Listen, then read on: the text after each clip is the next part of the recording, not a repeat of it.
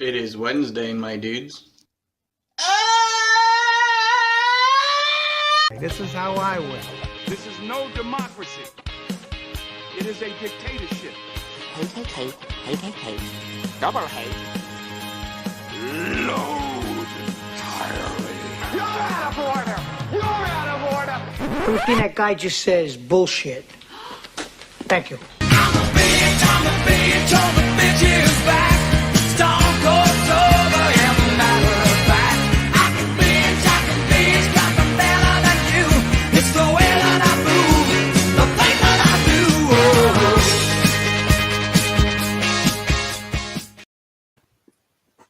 do. We're back. We survived last week. We survived top 100 with Jack. If you're friends with Jake Marangoni, you can send him a message right now and tell him he sucks. He's supposed to be on this call. He's not here right now. He may show up at some point. There will be Koho in the back breaking ties. But we're here to decide the ultimate character draft. Had some people send in some lists. I had my own creative, say, we're going to change a few things up, make some stuff a little funny. We got 4 subcategories, breaking down to one winner. You, Cameron Holtzman, if you're on this Multiplex account, I need you to turn off the brand topic because you're not allowed to see before anybody else. I forgot. I assumed that was the case. I Okay. just kept it on comments. Okay, so, So speaking of Cameron Holtzman, do you think you have what it takes to decide what the ultimate character in a movie is? I think I have what it takes to not put Sean Astin at number 11 on the greatest performances of all time. So I am clearing what appears to be the bar for this show. That is very true. Brian, there's becoming a group. There's becoming a group of people that just that don't care what I think on this show. It's a group that I don't really like that much, but they're growing in numbers. To be surprised after about 2 years of doing the show. Do you think you have what it takes to help decide the ultimate character? First of all, I'm just glad I started a revolution of people that don't care what you think, Cody. Me, I certainly think that I have the ability to pick the best character. I'm quite sure that a lot of people aren't going to agree with me on those, but who cares? Are you sure about that? Quite sure. You were also on our first bracket episode. You did not like the winner of the first bracket. So will any of those characters show up tonight, and can you shoot them down this time? We'll see. JTH, some people in this community didn't know you were still around. But you are. How do you think you're going to do tonight? I have no idea. I'm hoping I just know everybody that's on this bracket list personally, but I think Koho just wanted me to be on here finally for the first time in nearly 3 years. So here I am, and he's happy. Spence is happy. So hopefully I'll make you happy too, but probably not. I'll probably find a way to lose this thing without even having to make a list or anything else. To help you out, Koho doesn't normally pick anybody. It's normally me. So if I haven't had you on, deepest apologies. Jeremy, you're the 4th replacement. Actually, I kind of wanted you on the show after you nominated because you said, hey, I'll do it. And I already picked the final people. And then a computer and a grumpy old man decided to back out. That's Joseph and Kirk. That's for you, buddy. You're old. How do you think you're going to do tonight? Some would say that you're very equal to Mike Hanley. Yeah, some might say that. Well, I feel bad because everybody submitted lists, so I made a short list. So you guys read these and you tell me if I've picked good characters or not. I feel like these are 5 of the just bangers. The best word, but. Hey, Pretty sure one of those isn't even a movie character. Pretty sure he doesn't care. Okay, so how the show's going to work is there are 4 subcategories: protagonist, villains, miscellaneous, could be anything, and then killers. Okay. Okay. I'm telling you right now, Holtzman, if you are on the brand, I will stab you in the neck. I'm not with on a the knife. brand. I'm on the comments. Garth just said win or lose. JTH, always fun. Okay, just saying. So we're gonna start with, again, me and Co. I had two people rank these basically. So we're gonna go 1 through 16 of protagonists. So the 1 seed is Marge Gunderson versus Maximus. So we're going to go around the horn. We're going to get you guys' thoughts and opinions on both of these characters. Marge Gunderson from Fargo, Coen Brothers movie. Ridley Scott, Maximus. What say you, Holtzman? Who do you give the edge to, and what is your feelings about both these characters? Yeah, I haven't seen both these movies in a while, but I do enjoy both of them. I think Marge is like quintessential what I assume a North Dakotan is, or a Minnesotan, because Fargo is Minnesota, not North Dakota. What I assume one of them to be, I don't really know.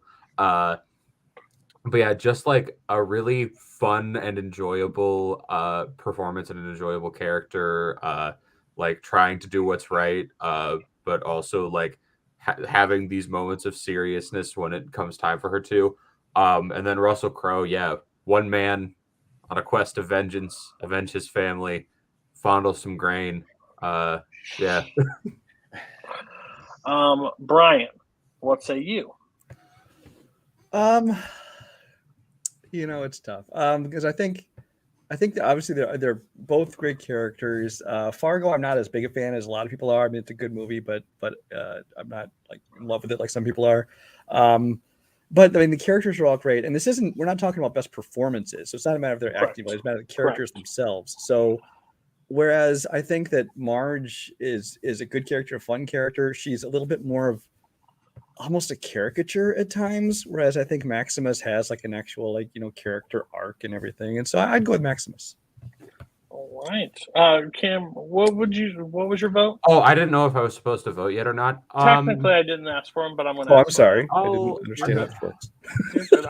I didn't set the rules very well. So it's close, but I lean Marge. Okay, so it's 1-1. We're going to go to JTH. Have you seen both these movies? I have. Shocker. Okay. We're off to a good start. And your opinion on both of them?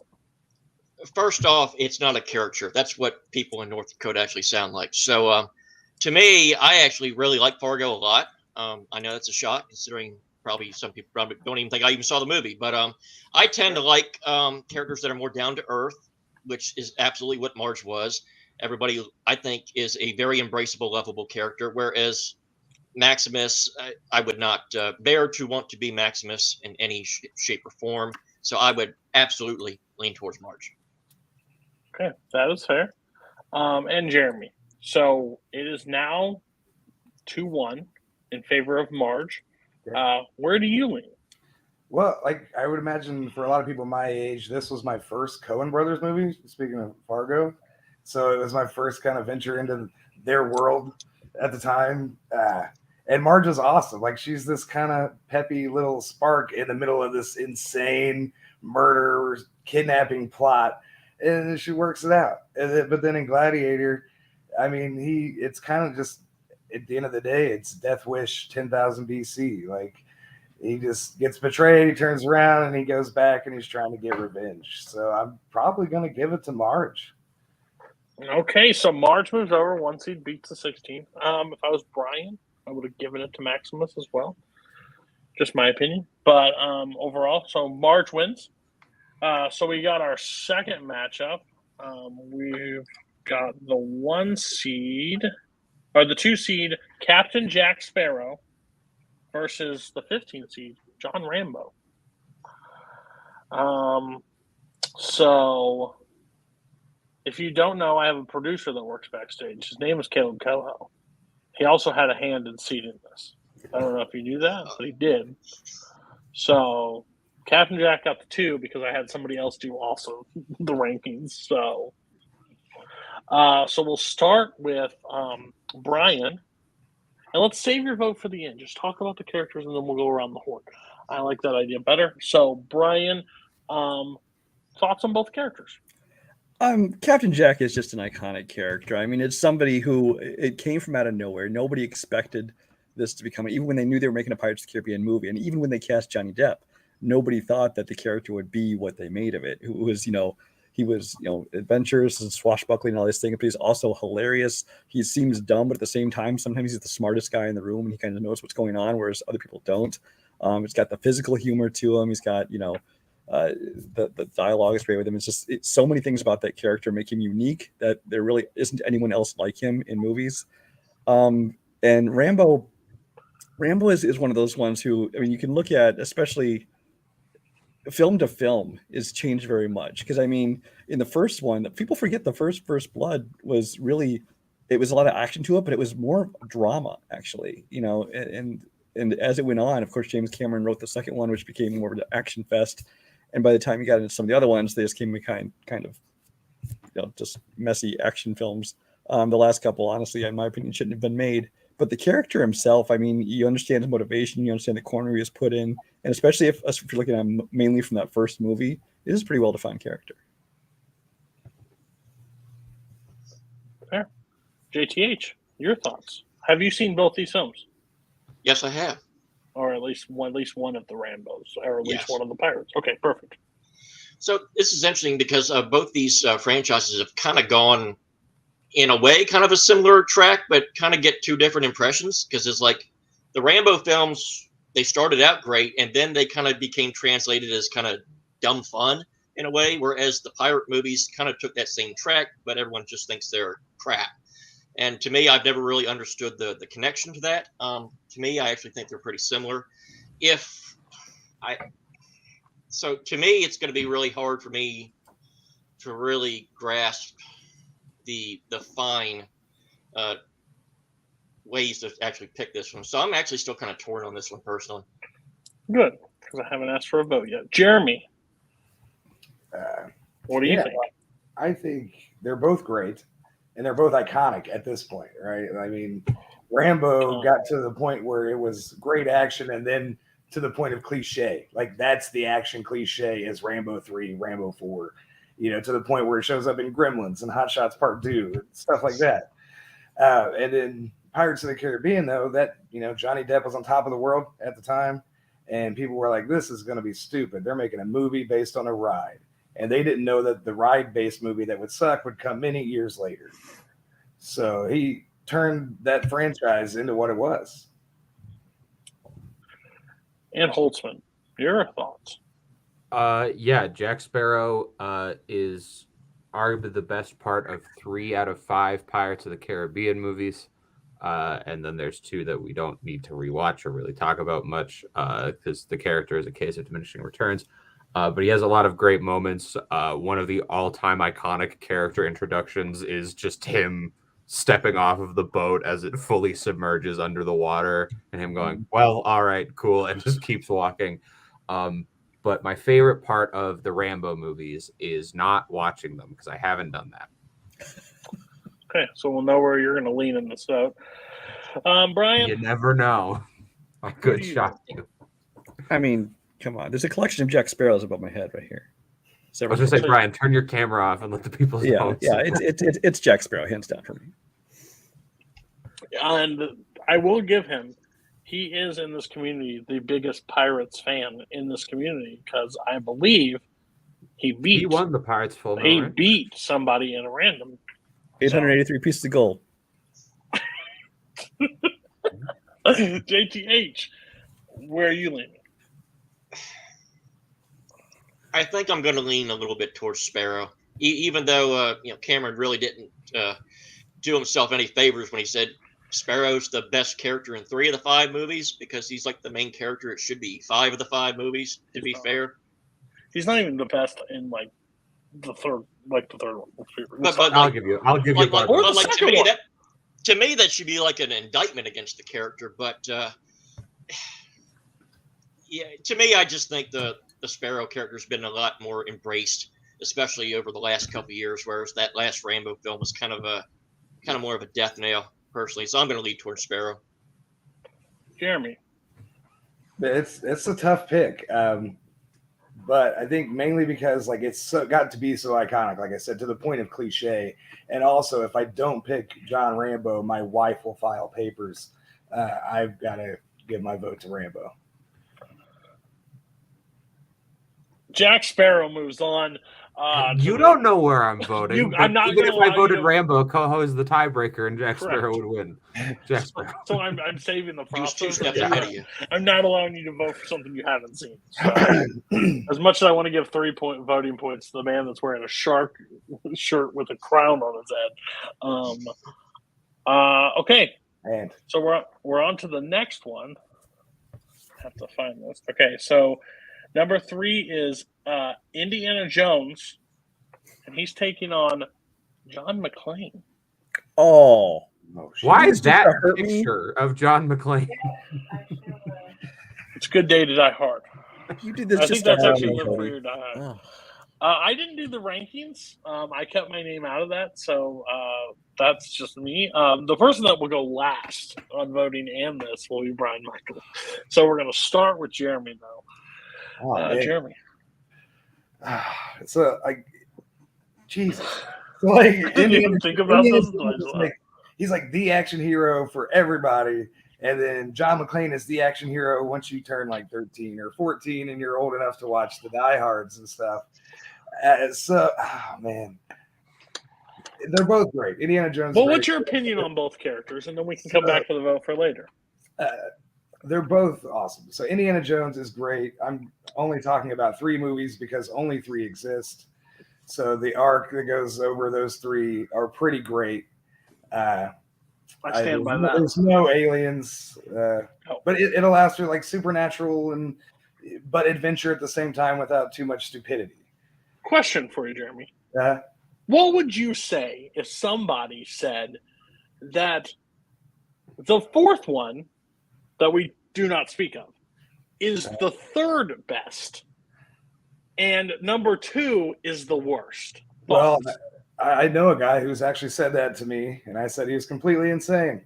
So Wait, they're saying it's worse than the 5th one? The 5th one is one that doesn't exist. Well, I'm talking about We're talking about the fourth one.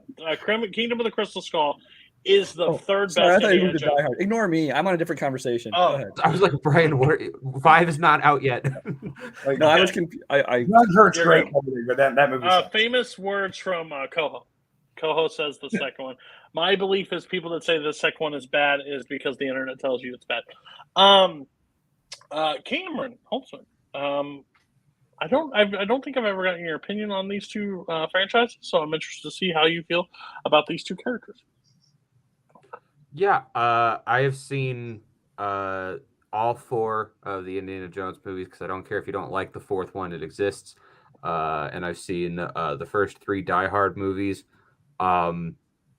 Yeah, I think these are both very solid characters. I think Indiana Jones, like it was said, is like the quintessential adventurer.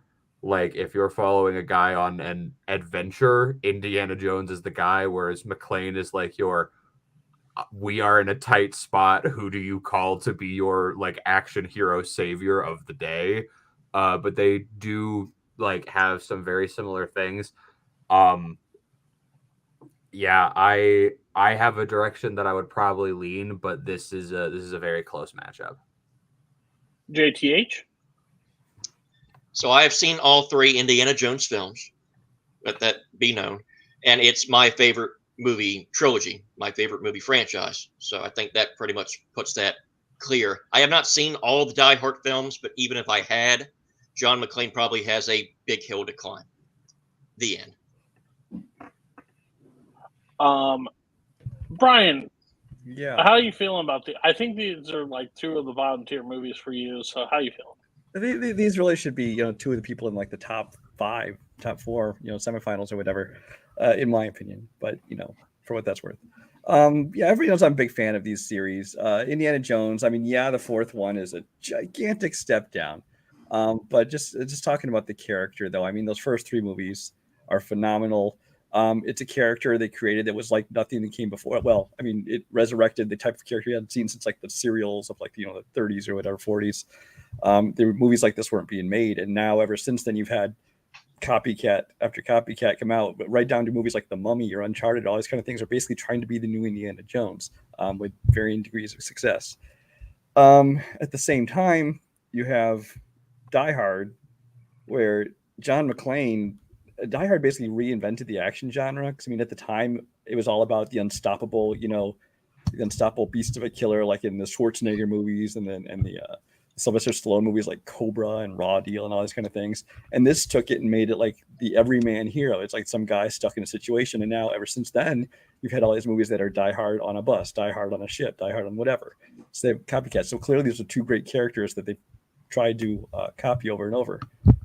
When it comes down to voting, as much as I love Die Hard, I have to vote for Indiana Jones. It's so much more iconic. And I'm also hoping, if there's justice in this world, that the villain bracket will represent Die Hard later on. You also broke the rules and voted before I told you, but I allow that because I was going to save your vote for the last. But Indiana Jones. Sorry. You're good. Jeremy, give me your vote. Man, as much as I love Die Hard, especially Die Hard with a Vengeance, it's one of my favorite action movies of all time. It made me a Sam Jackson fan. You know what I mean? But that's not what we're talking about. I got to give it to Indiana Jones. The first one will always be great, but that one is just absolutely fantastic. They're here.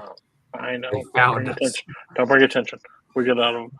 Oh, God, they're always here. JTH.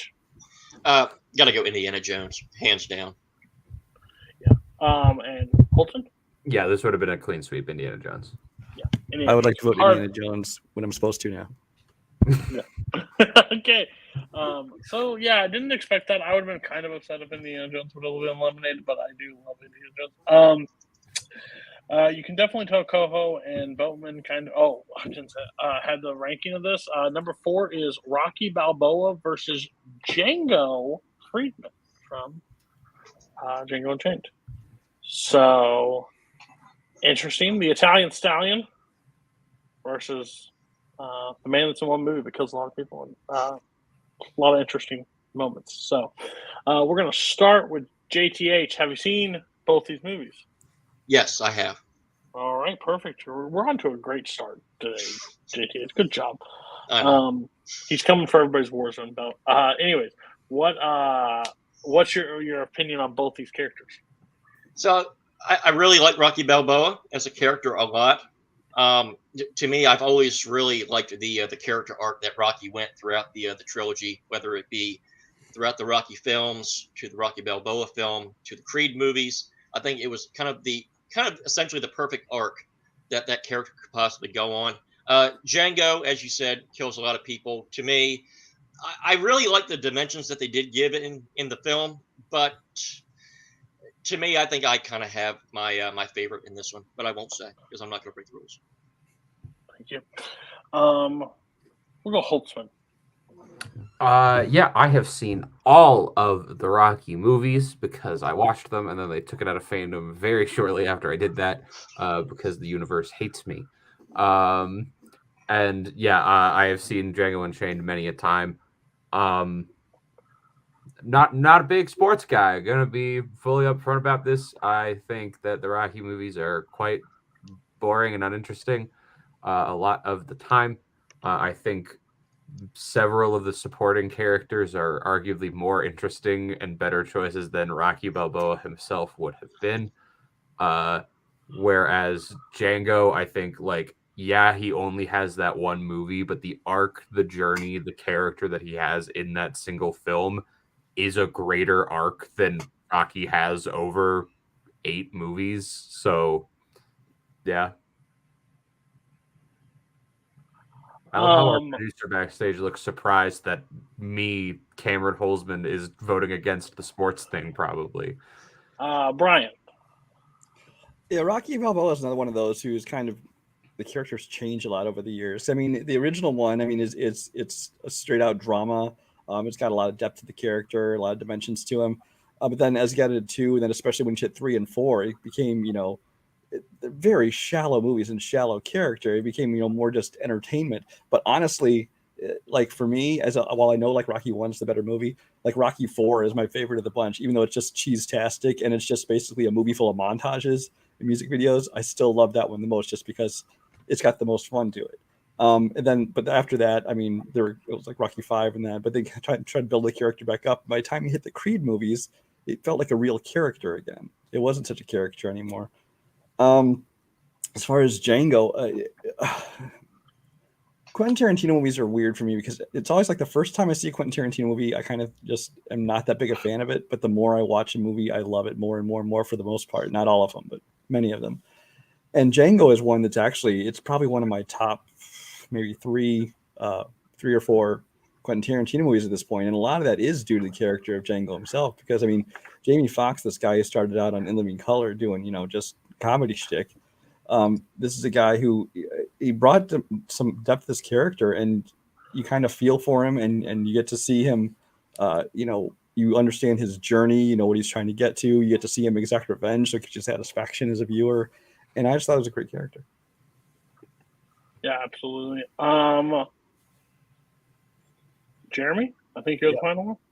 Yeah, I love both of these characters. Like, I grew up with Rocky, and I love the sports movies, but boxing movies especially. And it didn't start with Rocky, but Rocky really nailed it. He loses, he wins, he loses people, he wins. He tries to build himself up while not succumbing to everything. But Django, man, he was a slave. Like, he gets freed by this guy who's just looking for another guy, and then his adventure starts. He tells me about his wife, and the whole way that story goes and the way Tarantino tells it is just incredible. Like, this is a very tough choice for me. So I thank you for making me go last. Sir. JTH, who do you give the veg to? I have to give it to Rocky just because I've seen them a lot more. I kind of embraced the character a lot more. Nothing against Django Unchained. To me, the Rocky films are just more my personal taste of film. So I'm going to give it to Rocky. Well, I'm going to make this an easy tie really quick. Holtzman, who do you give the? That's what I thought. Crazy. Brian? I'd go Django, actually. Django. Okay, 2-2 or 2-1. Jeremy. Man, as much as I love Tarantino in this movie, Rocky's just iconic. I mean, Rocky ended the Cold War. So I'm going to have to go with Rocky. All right. You've activated it. He has no colored hair anymore, but Koho. Who's your edge? Rocky Balboa is going to the next round. Man beat cancer and communism. Give it to him. Okay. So we'll see him in the next round. Next one, the 5 seed, The Dude, versus the 12 seed, Shrek. Okay.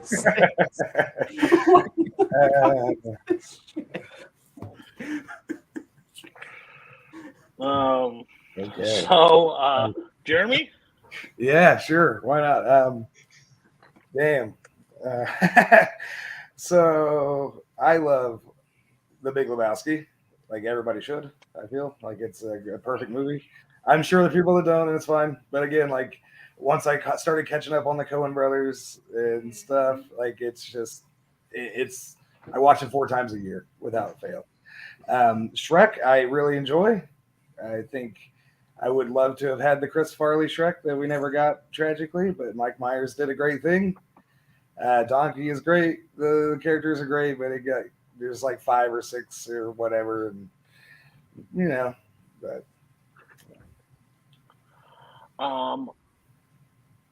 Brian.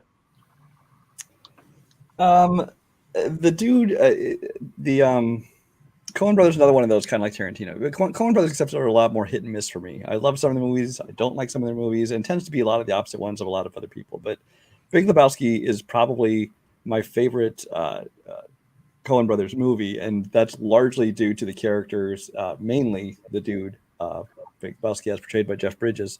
It's just he creates such a such a unique person with such a unique perspective, and it's just you really like his attitude on life, and you just like how he handles situations and flows through everything. So I really enjoy that. Shrek, I would like a lot more if Mike Myers hadn't already done the exact same character with the exact same voice, with the exact same jokes in some case on Saturday Night Live and So I Married an Axe Murderer and several other projects he had done before that. So he was just recycling everything. So would the Chris Farley one have been better? Maybe, who knows? But what we got, while entertaining, its lack of originality, the fact that he's recycling stuff kind of kills it for me. But was he ever an ogre before? Come back to that later. Holtzman. The fact that either of these characters are in the top 16 for protagonist of all time is baffling. Try you ignorant slut. Let alone Shrek being above John McClane. Right? I have been very vocal about this in the past. I don't get the hype when it comes to The Big Lebowski. I don't get it. I don't understand why people love that movie so much. I think the characters are fine. They serve the movie well, but I don't really care about the movie that they're serving. Shrek is a character that I grew up with as a child that terrified the shit out of me when I was 4. I legitimately would scream if I heard anything from the movie. Both of these, this is like I have a leaning, but truly the general feeling I have towards this round is apathy. So you're upset with the committee that picked these characters? Yes. Very much. You want to talk about a crumb bum scum bum punk? Still love Jersey Jerry. JTH. So this is kind of just like the Indiana Jones John McClane match, but in a whole different way. Shrek is kind of the character that we grew up with, and then the dude is kind of that character that we all, grew up once we got older. So honestly, I have no idea where I'm going to go with this. This is two different kind of characters trying to be two completely different things.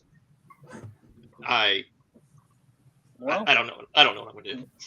Well, we're going to have fun voting in a second. Jeremy, what's your vote? Man, it's not even close. It is the dude. Like, I got to. Big Lebowski sucks, but I can understand the dude stuff. Brian. The dude. The dude too. Does the animated thing that scared you when you're a child win, or does the guy that's drinking White Russians and pissed? My vote goes to Shrek. Changing it to green. Like it. What color is that? Okay. JTH. I'm going to dude. 2. All right, dude moves on. Yeah, I knew that was coming. That's fair. Okay, so the next one, number 6 seed, I believe, Ferris Bueller versus CC Baxter from The Apartment. Talk about Billy Wilder. He appears. I know this one pretty clear, cut and dry, right off the gate. So I'm just going to go to him first. Brian, where talk about the characters or talk about the one. Go ahead. Yeah, I mean Ferris Bueller is a great character. I mean, as Matthew Broderick portrays him, I mean he's charismatic. I mean, because he's young, but he's also clearly kind of wise beyond his years.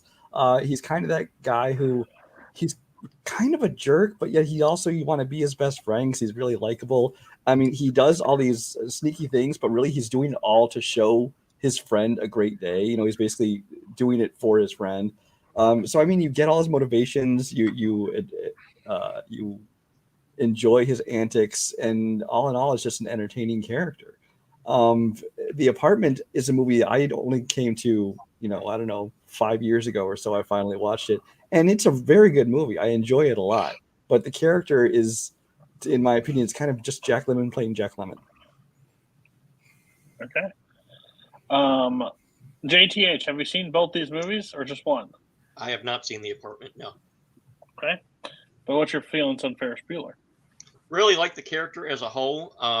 The character was so good they tried to make a complete different TV show out of it called Saved by the Bell, and it absolutely sucked. Hot take, I'm sure. I'm Well, they not a also big made the Saved Ferris Bueller TV show. So. And I don't remember that. So. But yeah, I've always loved Ferris Bueller as a character itself, and I've just cracked Cody up. So even if I had seen The Apartment, I probably would go Ferris, but I'm not gonna do the bracket dirty like that. So I'll put the fate in someone else's hands. I think that's the first hate on Saved by the Bell. I used to watch that at 6 a.m. before the bus came. You're welcome. So that's crazy. Really, you weren't around for the "I'm so excited, I'm so scared." It's all right, Jeremy, how do you feel? Well, I've never seen the original Apartment. I think I've seen the remake because I like Ben Stiller and Drew Barrymore. Duplex, Duplex? is not a remake. Oh, okay. It's not a remake. At the time, I have no idea what the fuck I'm talking about. warranted. No, but I have seen Ferris Bueller like everybody else, and yeah, he's a good guy. He's not like he's up to no good, but like Brian said, he wants his buddy to get out of his funk, have a good day, take his girlfriend out, pretend to be the Sausage King, and do the parade. Like it's just fun, just fun. That's fair. That's fair. Holtzman, you've seen both. I have. Yeah, Ferris Bueller's Day Off is a movie that I really enjoy. I think that the character of Ferris Bueller is what makes that movie. Broderick brings such charisma and such just like a spirit of fun and truly like not a care in the world for that character. Or like not a care in the world within that character existing. He's just like here for a good time, not a long time. But CC Baxter, I understand the generalization Brian is making of Jack Lemmon is playing Jack Lemmon. Here's the thing, Jack Lemmon playing Jack Lemmon is fucking incredible. Jack Lemmon is one of the greatest actors of all time. I recently watched a ton of his movies. And he's just fantastic. I think truly like a really great performance. The character and like the arc he goes through in this and just his relationship with the people around him, whether it be Shirley MacLaine's character or whether it be Sheldrake and all them, just fantastic all throughout. So the two people that have seen both, I was like, ooh, this is going to be interesting. But then the other three. So unanimous Ferris Bueller moves on. Is that right? I would vote CC Baxter, to be honest.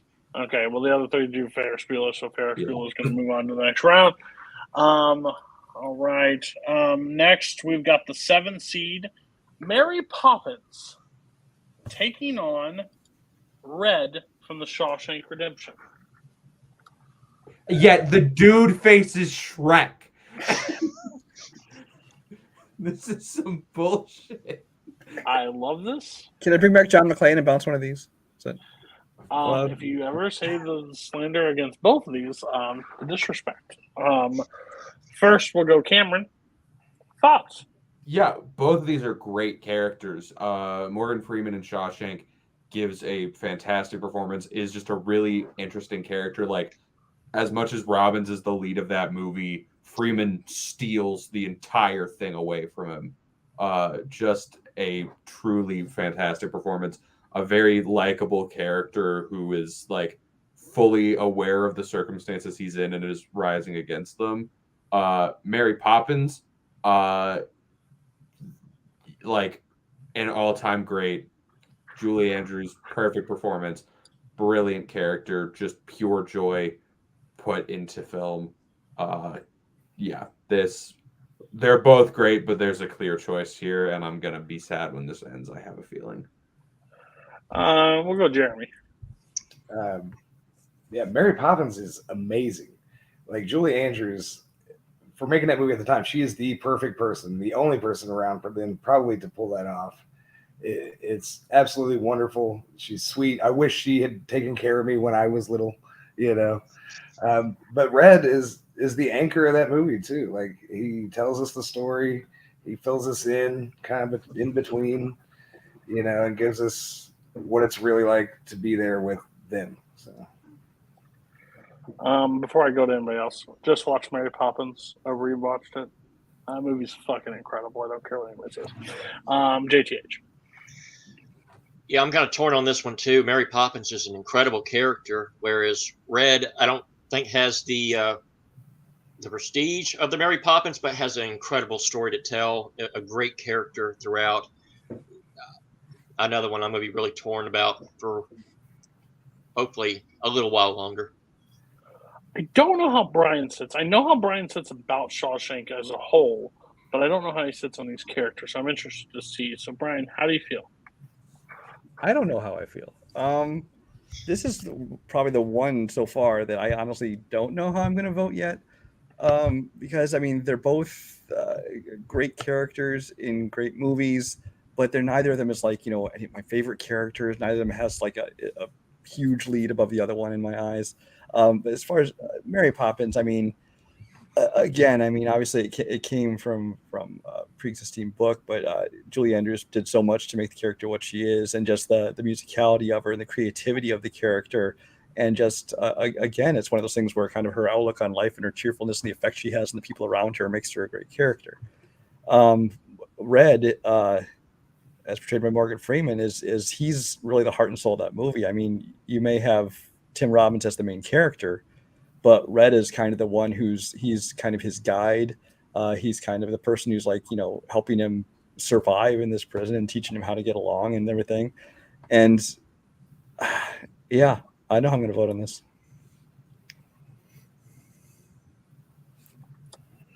Okay. Holtzman. It's Mary Poppins. It's Mary Poppins. Okay. Jeremy.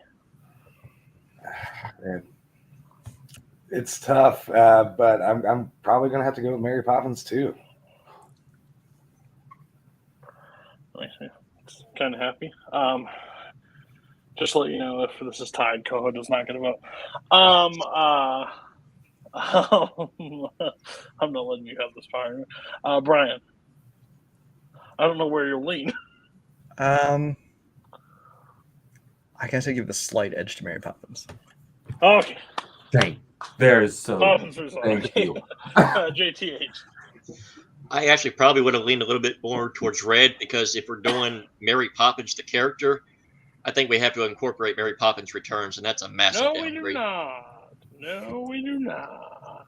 This is Julie Andrews, Mary Poppins. If I can ignore A Good Day to Die Hard and yeah, if you could say there's only 3 Indiana Joneses, we could say there's only 1 Mary Poppins. Fair enough. That's a decision that should have been made. That's a decision that should have been made. Okay. Okay, so Poppins moves on. We're about to close out round 1. Since, again, just to let everybody know, round 1s take longer than any other round because we're talking about them. The next time will just be boom, boom, boom. So the final matchup of the protagonists is going to be Marlin from Finding Nemo taking on Ellen Ripley from Alien. Is that the best goldfish pick they can find? They have the same eyes. Go back to that picture. They have the exact same eyes.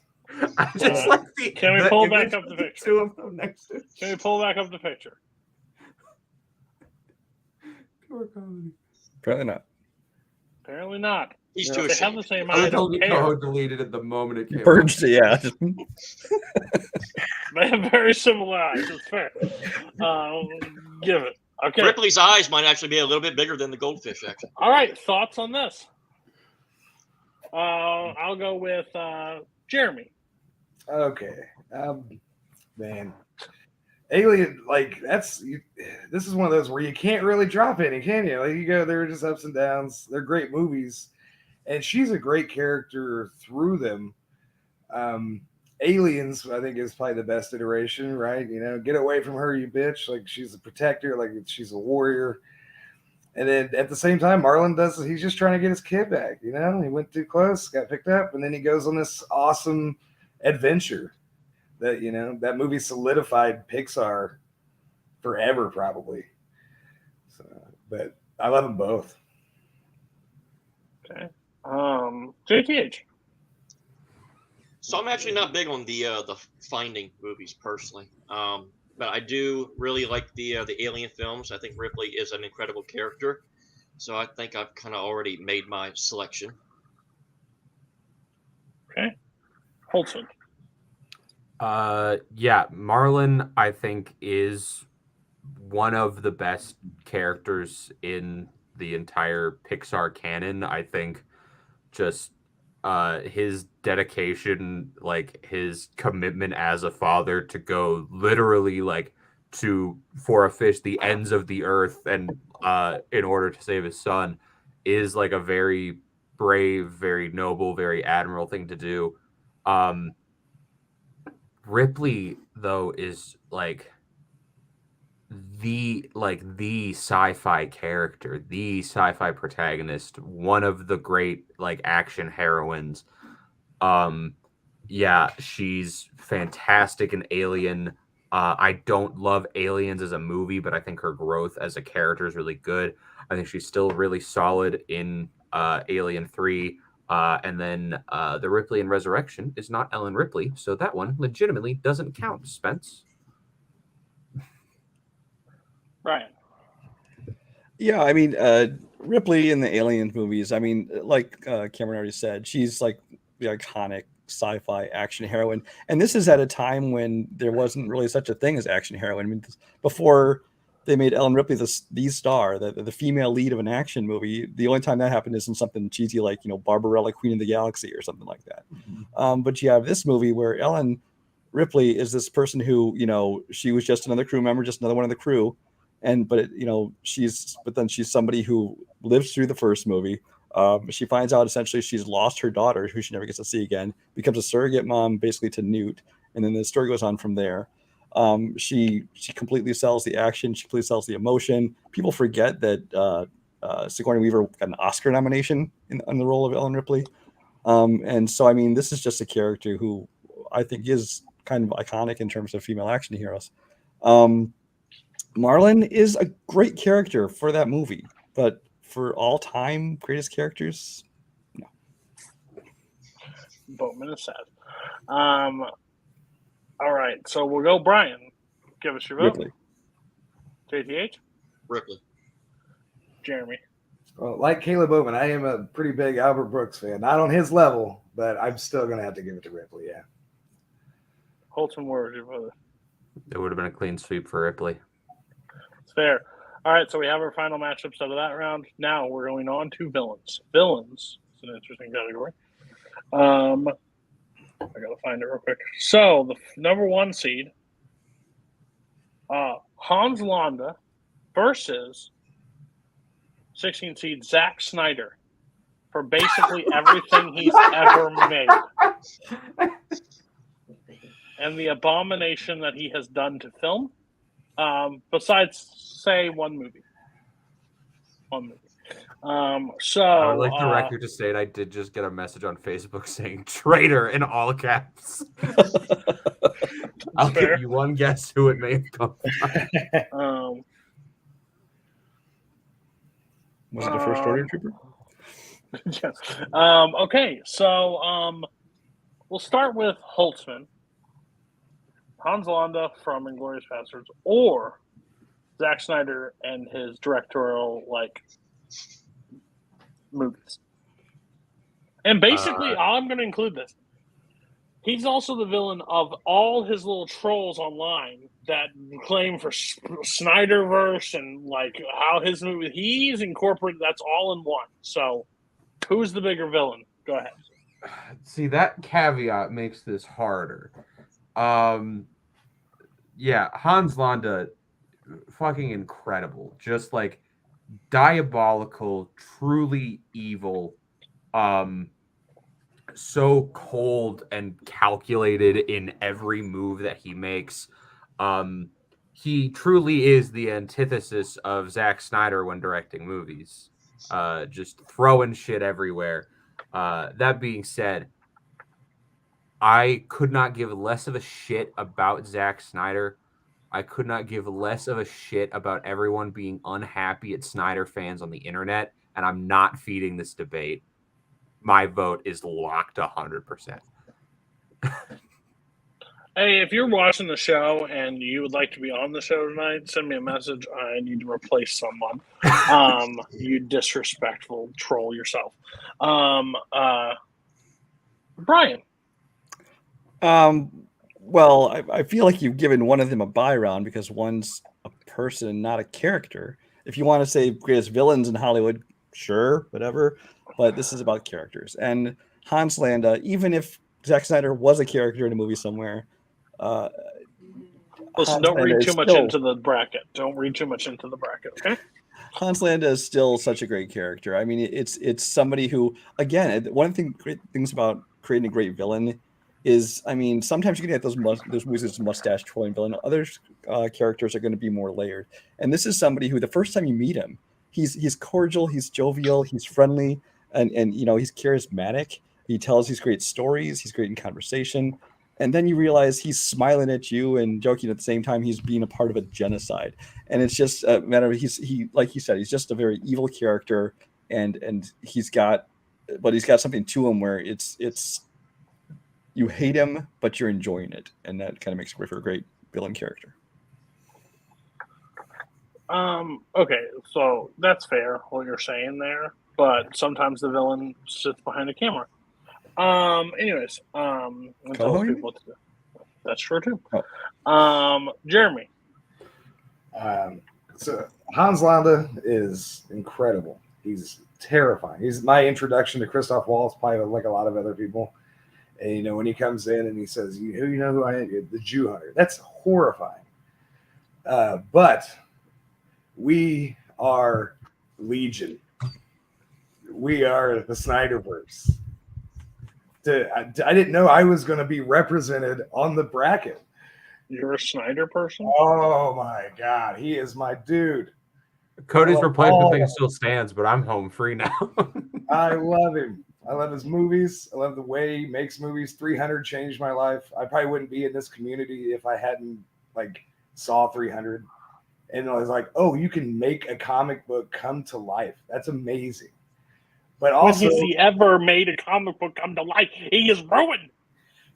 And also we got Ezra Miller like an Oscar, so that's something. You know. They ask you how you are, you just have to say that you're fine when you're not really fine, but you just can't get into it. I love the footage ends and Cody's in the same position. Yep. JTH, go ahead. Hans Landa is a character that absolutely oozes evil, and I like Meet the Spartans better than 300. Fuck Zack Snyder. So is everybody I voting? can't know if Jeremy saying fuck Zack Snyder means like he is the bigger villain or he's not engaging. Is everybody voting for Hans Landa? Yes. I am. No. Not. I gotta stick with my team. You think he's the bigger villain? Well, that's what makes us villains, right? That's what we're gonna do. The question is the better villain. The question is the better character in this bracket. So technically, I don't know. You're reading too much into the bracket. JTH, what's your vote? I'm going Zack Snyder. What He's the the greatest fuck villain is of all time. happening? All right, so two for Zack Snyder, 2 for Hans Landa. Koho, break the tie. Koho's gonna be a little chaos gremlin. Enjoy your pizza. That's what I want you to know. I mean this from the bottom of my heart. Fuck you, Zack Snyder.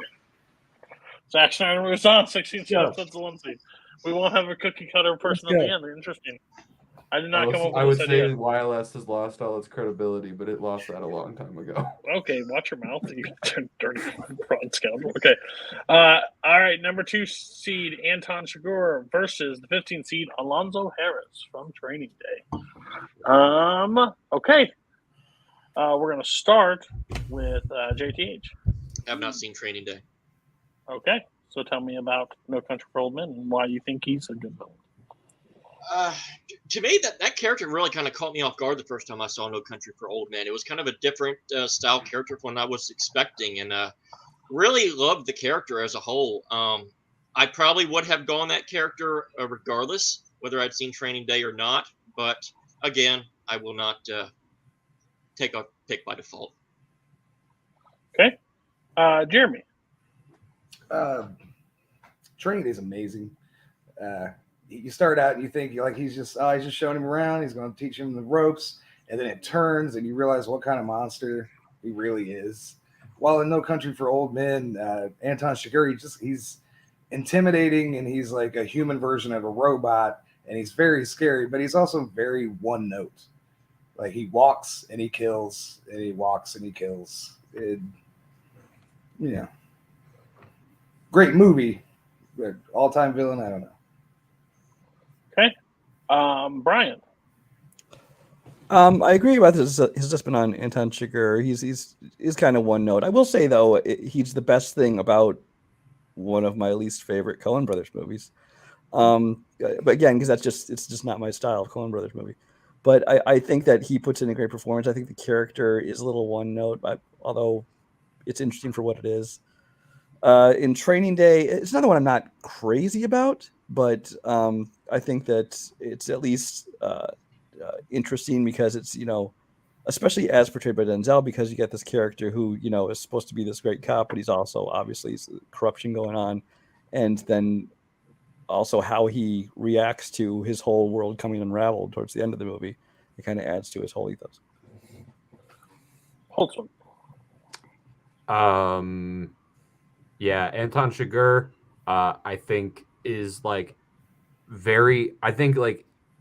understand the idea of he's kind of one note, but I think that's kind of what makes him so unsettling in a way, is he is always just cold, emotionless, just this embodiment of this silent evil. And his barber is an even bigger villain than he is. And Denzel in Training Day, he sure is in a movie I haven't seen. Anton strikes me as a guy that probably cuts his own hair. Sad day. Okay, so you're voting for Anton Chigurh, and so is JTH, I'm assuming, right? Okay, so Jeremy, where do you lie? King Kong ain't got shit on me, man. Gotta go Training Day, yeah. Okay, Training Day. Brian. Training Day. All right. Alonzo Harris moves on. Koho's not giving this decision. Denzel Washington's moving My on. tiebreaker is Alonzo Harris. No, it's not. That's not That's true my at pick. all. That's my pick.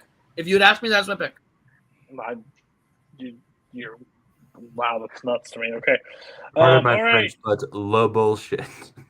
All right, so your 3 seed is Nurse Ratched from One Flew Over the Cuckoo's Nest versus your 14 seed, the Mayor from Jaws.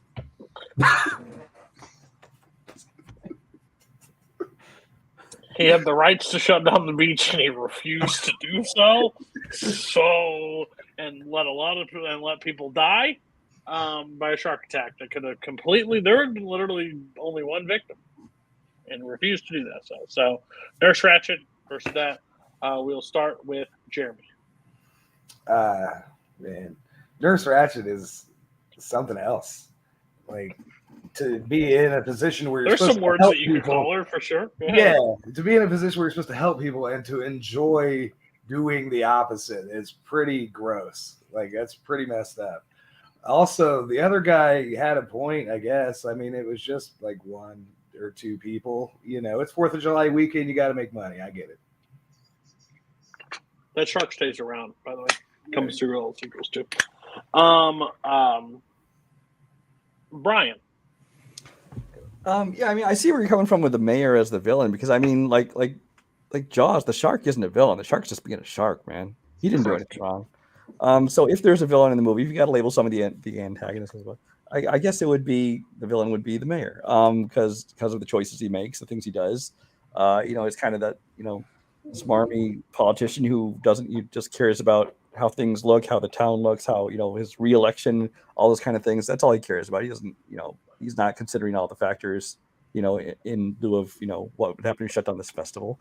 So I mean, he's definitely the villain of the movie. I don't know that there's enough of him in it to make him one of the greatest characters, but it's an interesting choice. Nurse Ratched, on the other hand, is somebody who again, this is somebody who is not your traditional villain. It's just kind of somebody doing her job, but she's doing it in such a way that she becomes the villain of the story because she's seems to be taking joy in making these people miserable in their life. All right. Holtzman. Yeah, Nurse Ratched. I think both of these people are individuals who are put in a position where they should be doing the best for a group of people, and neither of them do. At the end of the day, I think Nurse Ratched, like it's been said by everyone else, like seems to take joy in making all of these like like mentally ill, like depressed, like very troubled men even more unhappy and miserable than they already would be being stuck in a mental hospital. And like actively works to make them unhappy in ways. And like not only that, but when someone comes in and is able to do what she is actually supposed to be doing and helping them, she like actively attempts to work against that. The mayor, sure, should he have shut down the beach? I guess, but like that's just general negligence. Like, yeah, it's not a malicious act. Okay, JTH. Both of these characters are complete scumbags who just watch the horror of everything around them and give no shit. I think I'm leaning towards a specific one, but I'm kind of curious to hear what everybody else is going to say. Okay. So we'll go back through. Jeremy. I got to give it to Nurse Ratched. Like, she's evil. He's a moron. Yeah. Fair. Brian? Nurse Ratched. Cameron? I can think of 16 other negligible politicians who probably should be higher on this list. Nurse Ratched. Jeremy. Okay. They shared my same sentiment. I would go Nurse Ratched as well. Okay, fair enough. So Nurse Ratched moves on. Your next is your 4 seed, Hannibal Lecter, versus your 13 seed, Regina George.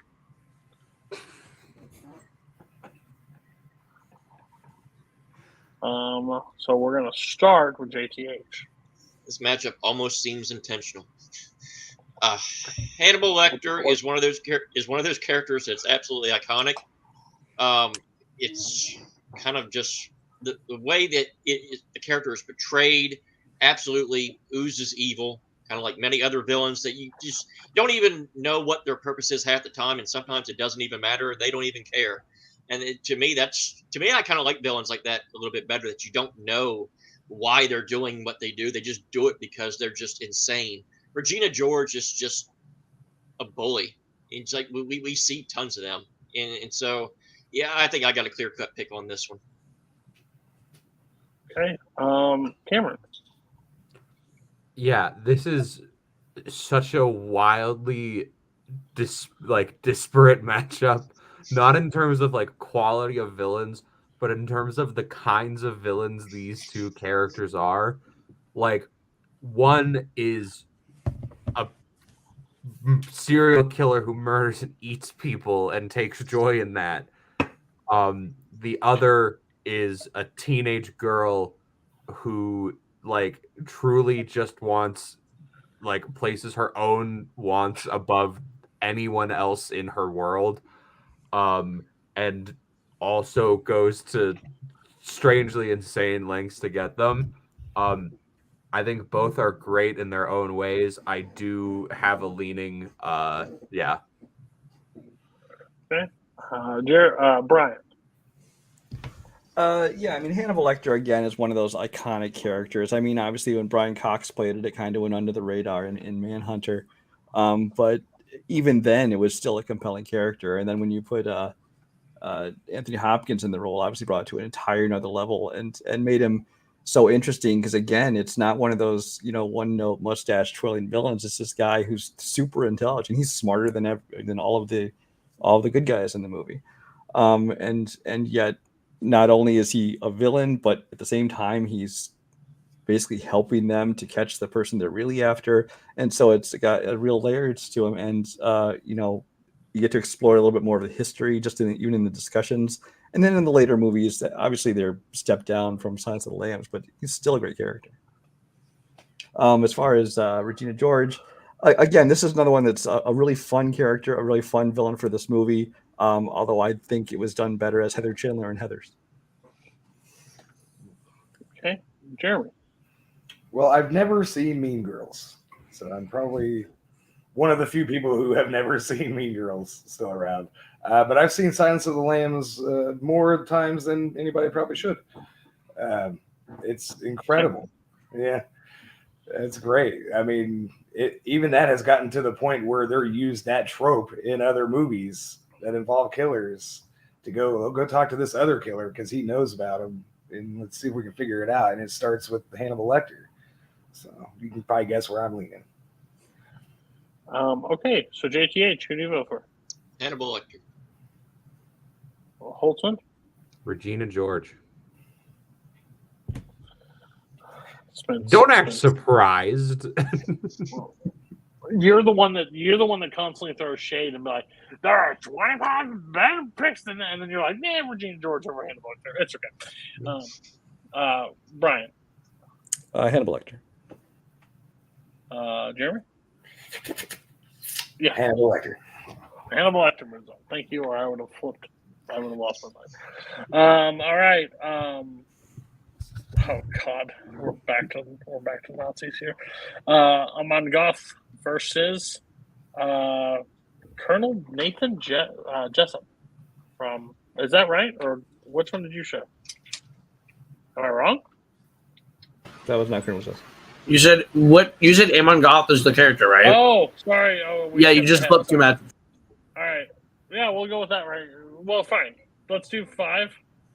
We'll do number 5. Hans Gruber taking on Colonel Nathan Jessup.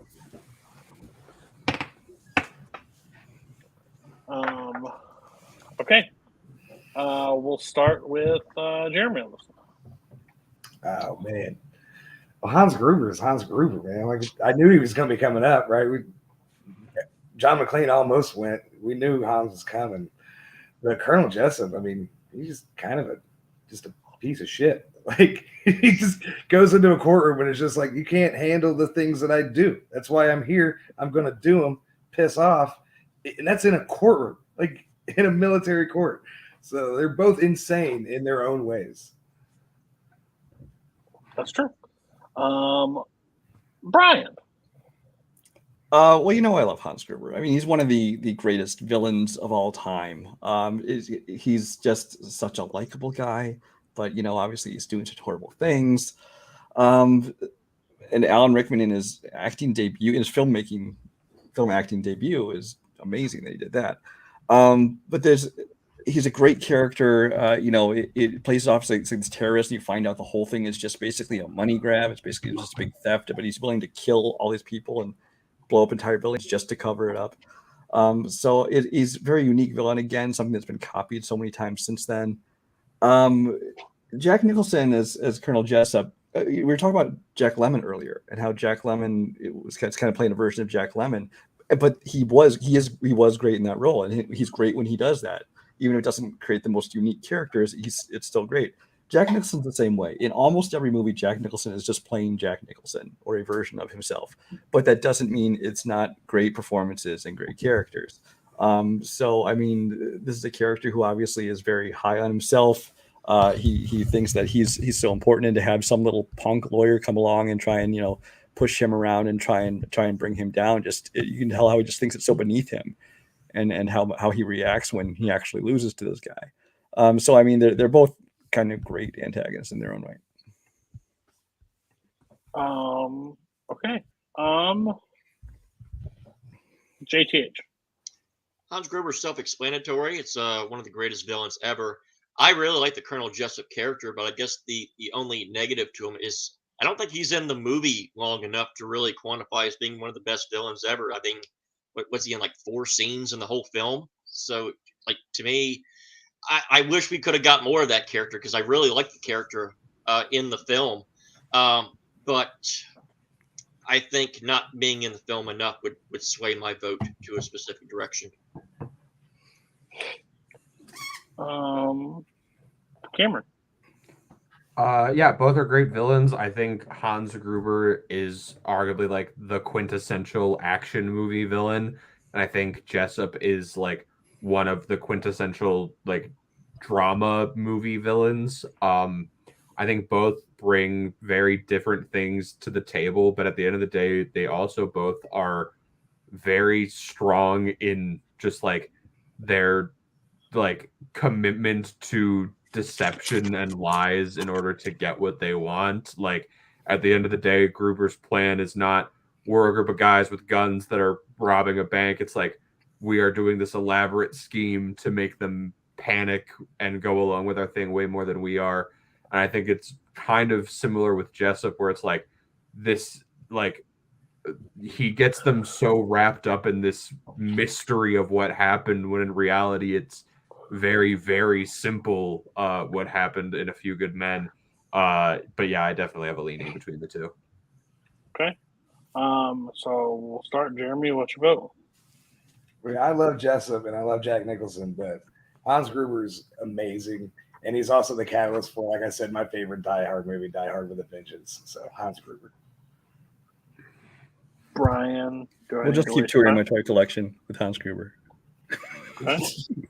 JTH? I'm going Gruber. Holton. At least one Hans made it out of round one. Yeah, crazy. All right. The next one that I said I'm on Goff. Number 6, taking on Terrence Fletcher from Whiplash. You know, one a Nazi, the other hit a student. Or even we'll talk about it. We're gonna start with Cameron.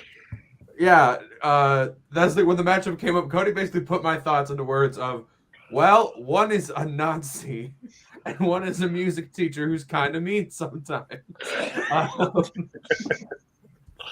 He at least sat across like a dinner table at one like a table and talked to him, you know? Yeah. Here's the thing. I am going to state there is clearly one who is more villainous than the other by a long shot. But I think just because you're more villainous doesn't make you the better villain or the better character. I do think Goth is despicable. He is terrifying at moments. Just truly like horrific at times. And yeah, the things he does are very evil. I think what makes Fletcher a really interesting villain though is like, unlike Goth, who is constantly just like this embodiment of almost pure evil, is like Fletcher has those few moments where he like gets you drawn in towards him. He draws you back in just when you're starting to think maybe this guy's like really bad. And then he goes like, I was having a bad day. I found out a former student died. And you go, oh, you start to feel for him. But then you learn like the story behind that, what happened. Yeah, both great characters, but I know where I'm going. JTH. I'm actually shocked that I've actually seen both these films. I actually know who both these characters are. Cameron actually, yeah, it is a shock. Cameron actually put everything kind of perfectly. There's really not much else I can really add to it. It's kind of hard to not pick a specific character in this one, though. I'm probably giving something away, but I'll just leave it at that. That's fair.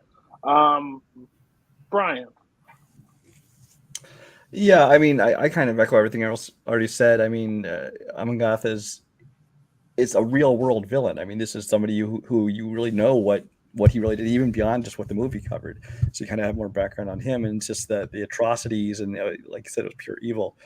Whereas with Fletcher, it's the guy who, I mean, yeah, I guess he's a villain and he's a total asshole, but I mean, honestly, he's kind of doing it to make you better, or at least to make his band better. So I mean, it's while you might not agree with his methods, he doesn't necessarily have these evil intentions.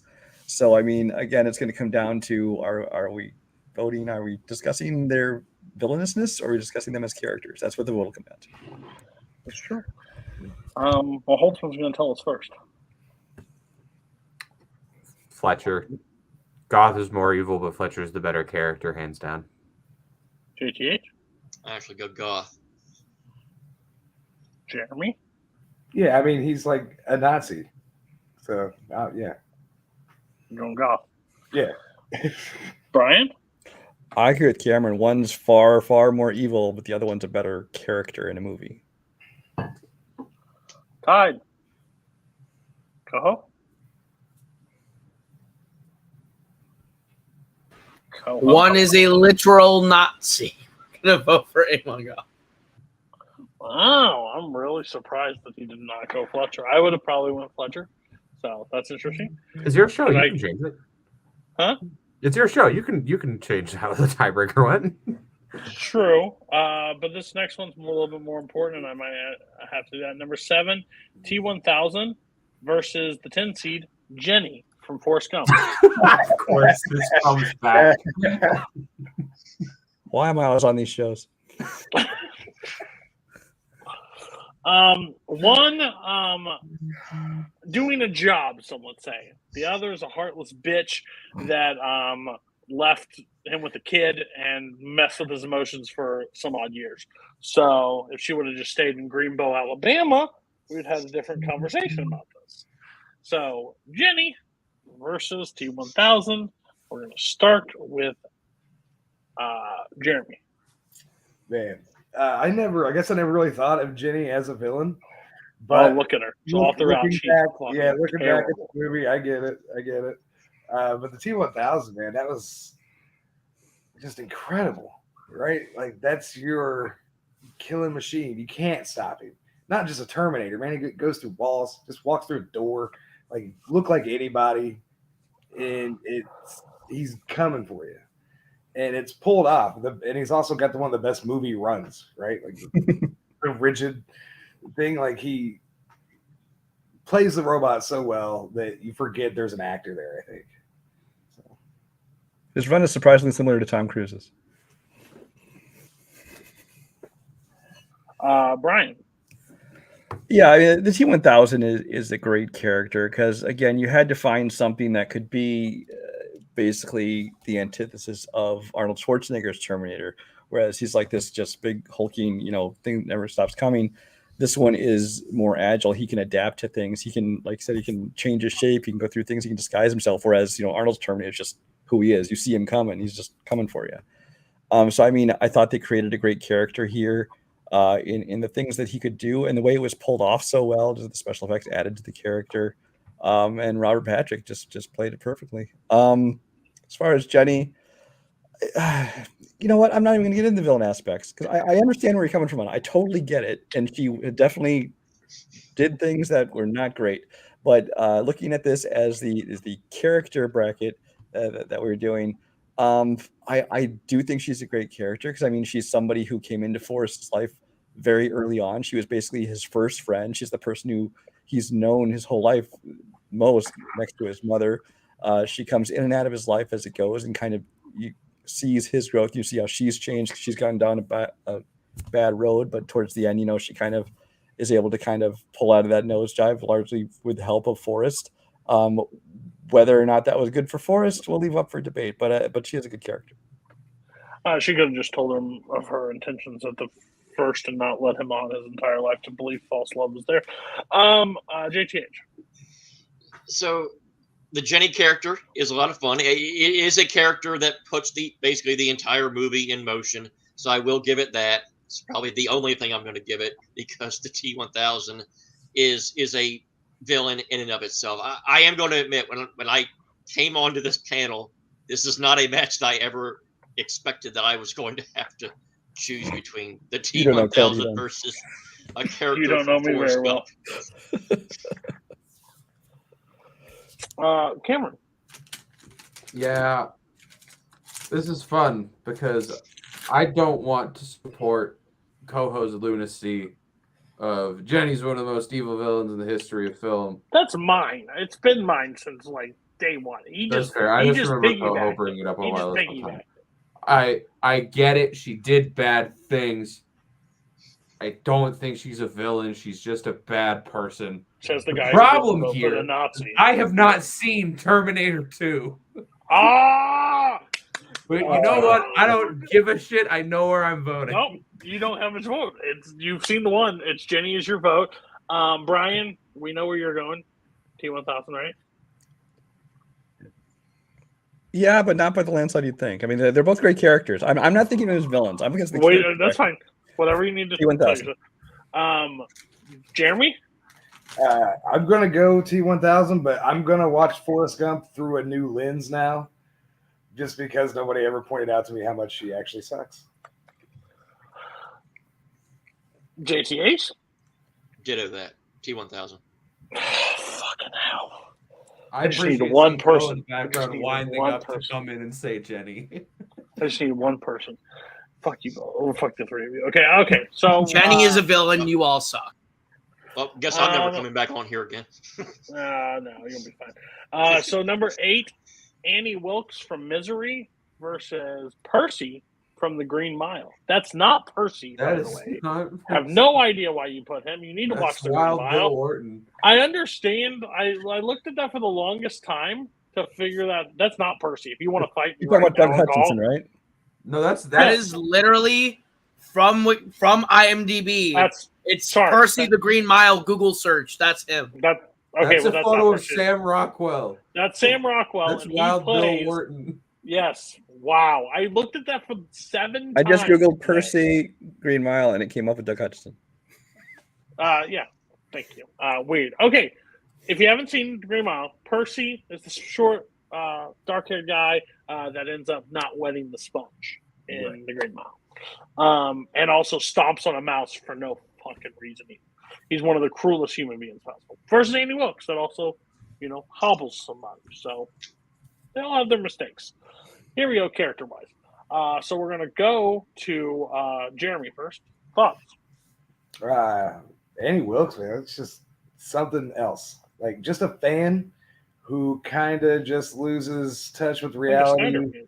Sure, yeah, she'd fit in great with us now, but she lost touch with reality at some point just before the movie starts, I feel like. And he just has the bad luck of meeting her right when that happened. And being that perfect storm of, I love you, you're awesome, I'm never letting you leave. Against a guy who just wanted to make people suffer and also is a part-time exterminator, I guess. He's just kind of a terrible dick. He's I don't know. He's not the best character, I don't think. But oh my god, rewatch Green Mile. He's a psychopath.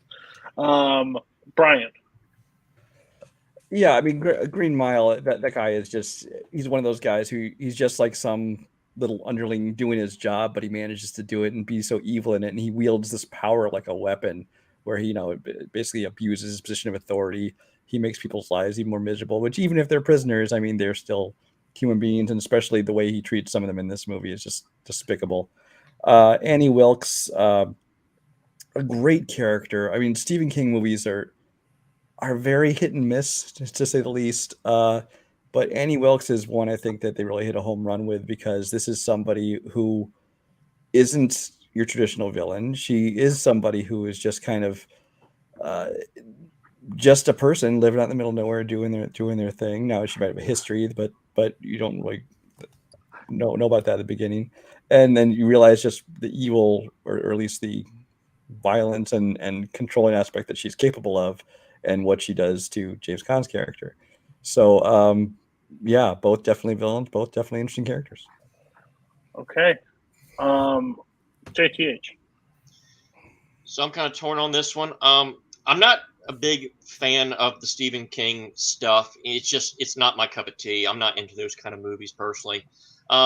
Green Mile is a movie that it's been a while since I have seen, so I kind of vaguely remember the character as a whole. I don't remember him being really all that memorable personally, so I probably do have a pick here, but it's I can kind of see both ways on this one personally. Holtzman?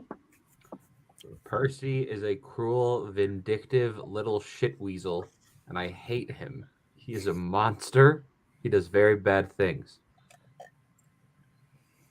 I know what I know about Annie Wilkes, and I know what she does, but I haven't fucking seen Misery, and you won't let me vote for it. Nope. Then don't admit that to him. Because I would, but I can't. So one vote for Percy. Jeremy? Well, it's funny that he says shit weasel because that's from another Stephen King adaptation. That's Dreamcatcher. But I got to go Misery. Yeah, I got to go Annie Wilkes. Brian? Misery. Annie Wilkes. JTH? I'm going to go Annie Wilkes. Thank you all. Thank you. Annie Wilkes wins. Moves on. Next, we're on to the miscellaneous I bracket. went through all the trouble of remaking the PNG for no reason.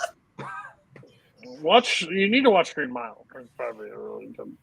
You have not. If you thought that was Percy. I did. All I did was put in Percy, Green Mile, and came up with Sam Rockwell. You have to realize he watched the 3-hour movie in an hour and a half. So Yeah, that's what I fucking didn't. He was Watched it really in an hour. It was on 3 Can you times. imagine when he's pulling all the stuff out of the padded room? It's really quick. You guys think the Green Mile's long and drawn out? Oh, I thought it was a breeze.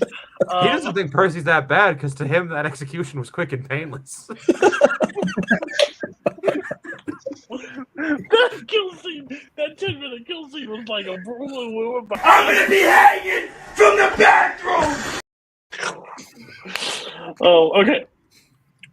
Miscellaneous. This is going to be a really quick vote. I'm not going to ask for a lot of things, but number one is Jules Winfield versus Ted the Teddy Bear. What category is this? Miscellaneous. Okay. That's where this is where a lot of wild cards remain. So get would ready. you like this Jules a hero or a villain? This is gonna be these next two categories are gonna test everybody. So good luck all. Quickly, Jules versus Ted. Brian. Yeah, I mean, Jules makes sense to have in this category because he's neither a hero nor a villain. It's kind of a little of both. But Samuel L. Jackson is Samuel L. Jackson. And again, he's one of those actors who plays who he is, but this is a character that was perfectly tailored to that because just given the dialogue he has and the plot he goes through and everything, he's a great character, and especially the way he plays off of all the scenes with John Travolta's Vincent Vega. Ted, a ton of fun. I mean, you love to see, R-rated teddy bears, just saying what they say and doing things you wouldn't expect to see toys do in most movies. It's a lot of fun, but there's a clear winner, I think, here, though. Holtzman. Yeah, one of these characters is just a badass. Doesn't take shit from anyone. Will beat the shit out of and fight anyone who gets in his way. And the other one is Jules Winfield.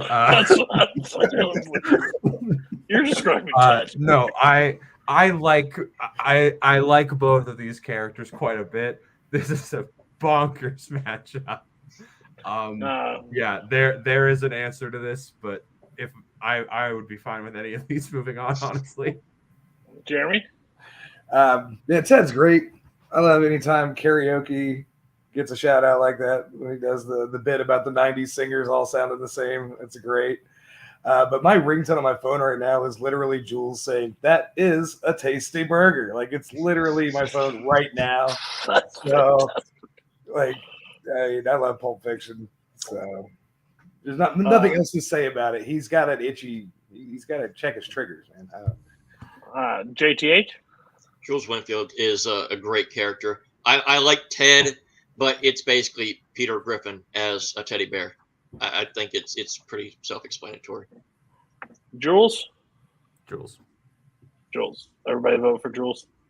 Jules. Okay, let's move on. Wait, somebody vote for Ted? Okay, sorry. I don't know what Jeremy said. All right, number 2, the genie from Aladdin versus Clark Griswold.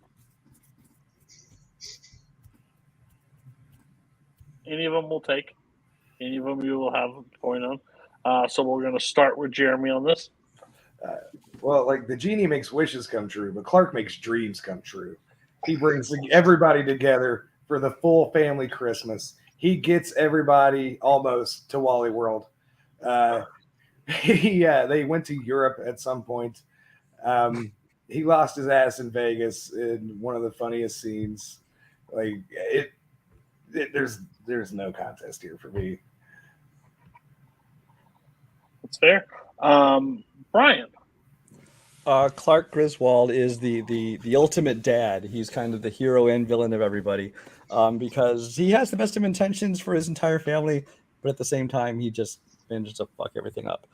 The genie, on the other hand, this animated version of a genie is basically the only way you could have contained or fully expressed Robin Williams. Because I mean, a genie in a Aladdin movie could be a very boring character. But they took this, they gave it to Robin Williams. They basically let it be the animated version of Robin Williams in all his unhinged glory, where in animation you could do all the things with the transforming and all the different voices and things he does that really gets to express who Robin Williams is. So it made a great character and great fit for him. JTH? So Aladdin was the first movie I'd ever seen in theaters, and I remember it fondly. And I've always had a soft spot for Aladdin. It's always been my favorite animated film. But man, Griswold, he makes you blow fun at your fucking asshole, man. This is gonna be a tough choice, man. I think you're all fucked in the head. I love Clark Griswold. Cameron. Yeah, the genie is an all-time great animated character, one of the all-time great voice performances. Yeah, just super fun, but also like extremely loyal to Aladdin. Clark Griswold, I have only experienced him delivering the magic of Christmas, and I think like he at his core is a dad who is trying so hard and failing at every single possible turn, but he still keeps trying. And like, yeah, again, having only seen Christmas Vacation, like the moment in which he just loses his mind like at everyone is a really satisfying and really enjoyable moment. Yeah, I have a leaning, but every time I have a headache, I still answer, where's the Tylenol? So, all right. Holy shit. Where's the Tylenol? Jeremy, vote. Yeah, I didn't mean to sell Aladdin short. I know every word to that movie front and back. It's one of my all-time childhood favorites. But, you know, kiss my ass, kiss his ass, kiss your ass, Clark Griswold. Clark Griswold. JTH. Griswold put his dead grandmother on the roof of his car just because he didn't want to waste any more time to get to Wally World. That's the ultimate demerit to me. I gotta go to Genie. You're on Genie, okay? Yes. Cameron. Yeah, it is a lot closer now than it was before I started talking about both these characters, but it's the Genie. Brian. As much as I think I resemble this character most of the time, walking down the holiday saying hallelujah, holy shit, my actual vote would go to Genie. Okay, Genie wins. I was hoping for a Clark upset. Okay. Your next one is your number 3 seed, Ian Malcolm, versus your 14th seed, Medea.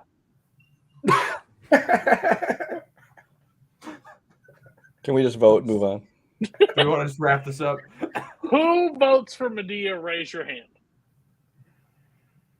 All right, Ian Malcolm moves on. I still haven't seen a Medea movie. When we started talking about this, I wondered why we put Medea, but I kind of loved it. If it was Medea from the plays, you can make a case. Well, this one's a little bit warmer for everybody's heart. We got Willy Wonka, and yes, we're talking about Gene Wilder's Willy Wonka versus Hitler. Is it specifically Taika Waititi as imaginary? Yes, we're going to use the one that didn't actually kill 6 million We're not voting people. for Hitler. We're not voting for Hitler, even though some would say we're voting for imaginary Hitler. Cameron, where do you lean? Willy Wonka that tortured a bunch of children and possibly killed some, or imaginary Hitler, the fake Hitler? Yeah. Willy Wonka is a great character. I do really enjoy that movie. I think, yeah, the way that he like is so like at a moment's notice he can go from joyous to almost pure evil and back is really interesting. And like the way he is constantly deceiving all of these children and their guardians, where he's walking out and he looks old and frail and they like looks like he's tripping and he's like, I'm doing a somersault, I'm a spry crazy individual. Imaginary Hitler. This is better than the normal one. I love Jojo Rabbit. It's one of my favorite movies, and I think that his portrayal of this character, especially knowing that like Taika Waititi is Polynesian and also like I don't know what the like fraction is, but he is part Jewish as well. And so like seeing his performance and his portrayal of this character as just like this hapless idiot who is telling clear and obvious lies, which is kind of what was happening in real life. I'm just like, yeah, I eat unicorn meat with my friends. It's just like, I've been shot 6 times, but I survived. Like all of this stuff I think is really, really fun. And like the relationship he has with Jojo and the way it goes from this imaginary friend relationship of like being super encouraging and being like, yep, you're my little buddy, let's go, to like becoming the villain in his mind, I think is legitimately very good. This is a really fun matchup. Okay. JTH. This is definitely an interesting matchup. Willy Wonka is a very fun character in the way that he's just able to continuously change demeanor, change personality, and all that stuff. It's what you like in a great, memorable character. Fake Hitler is an interesting character as well. Once you can, kind of take the blinders off that you're watching a fake Hitler. So, I think I have my choice personally. Also, Redshaw, worst character in Jojo Rabbit. Did you remember Rebel Wilson is in that movie? Let's just say that for a second. Brian. Yeah, for both of these, I kind of have to separate the character from the movie they're in, because Willy Wonka, I think especially as portrayed by Gene Wilder, I think is a great character. I honestly don't love the movie around him that much at all. It's so very 70s and not in good ways. So I was kind of looking forward when they were going to make the new version with Tim Burton, but obviously that didn't turn out. So let's hope Timothy Chalamet. Well, I don't like Chalamet, and I think gonna be more of a backstory on him. So I don't know if I call it the same thing, but I think there's a great movie to be made there. But I don't think that these. Can you wait till he goes to an island and picks up a bunch of Oompa Loompas and puts them on a ship and heads to the factory? Gonna be real problematic. But Gene Wilder's character, I think Gene Wilder is clearly the best thing about the movie. I really like him. I like the way he plays it. As far as imaginary Hitler, again, this is such a creative character and such an interesting take to make it this, this boy who's basically grown up being brainwashed into thinking Hitler's just great things. This is his vision of what Hitler is like when he makes him his imaginary friend.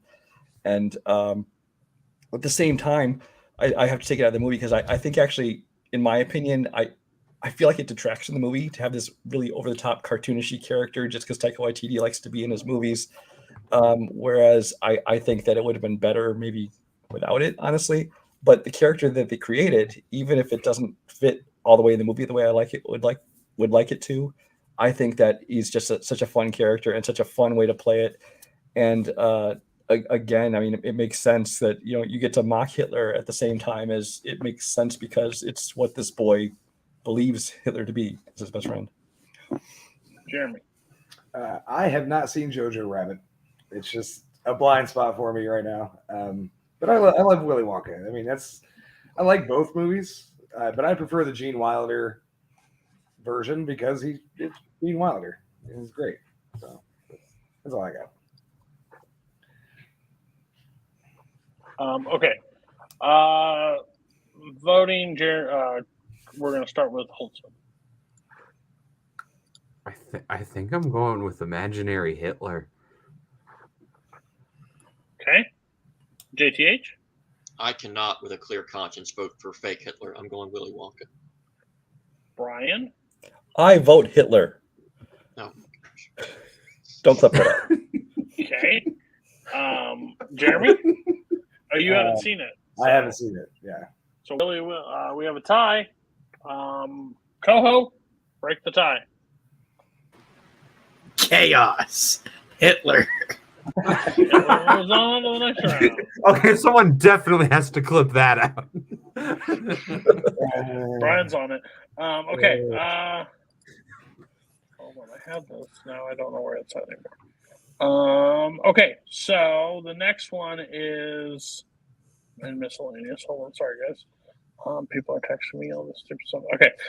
Number 5, Gotham City from the new Batman movie, or Benoit Blanc from Knives Out. This is only the Gotham City from the new Batman movie because every review on Letterboxd said this is the only one that's ever felt like a real character. So it's in the characters draft. Jeremy, where do you sit? Well, I'm a huge Batman fan, and I don't know. I watched that thing in theaters like 2 or 3 times at least, and I don't know that I thought the city felt like it was alive. It felt like it was poorly designed to be taken out by a couple bombs, like just completely flooded. It also feels like it didn't pay the light bill at any point. Yeah. I'm just going to throw that out there. What, you stole my joke. It's not my. It's so dark. I love that movie, but it's not my favorite Gotham. I don't know who's it going up against. I got so. It's going Benoit Blanc from Knives Out. Yeah, that guy's great. I mean, he already knows what's going on, except for the one thing that he doesn't know at the end, just because of her shoes, and he just dicks with everybody for 2 hours. It's wonderful. Brian. I'm not going to surprise anybody. People know that I think the new Batman movie is like the 7th or 8th best Batman movie ever made. And I don't know what to think about it. As far as Benoit Blanc, I mean, yes, he's a little goofy with his foghorn leghorn accent and everything, but at the same time, it's fun to see Daniel Craig kind of cut loose and play something different than just being James Bond or some variation of him at the end. And I mean, to see a character who's kind of this Southern guy kind of thrown into this aristocratic family, and he's trying to face off against them and solve the murders and everything. It's a lot of fun.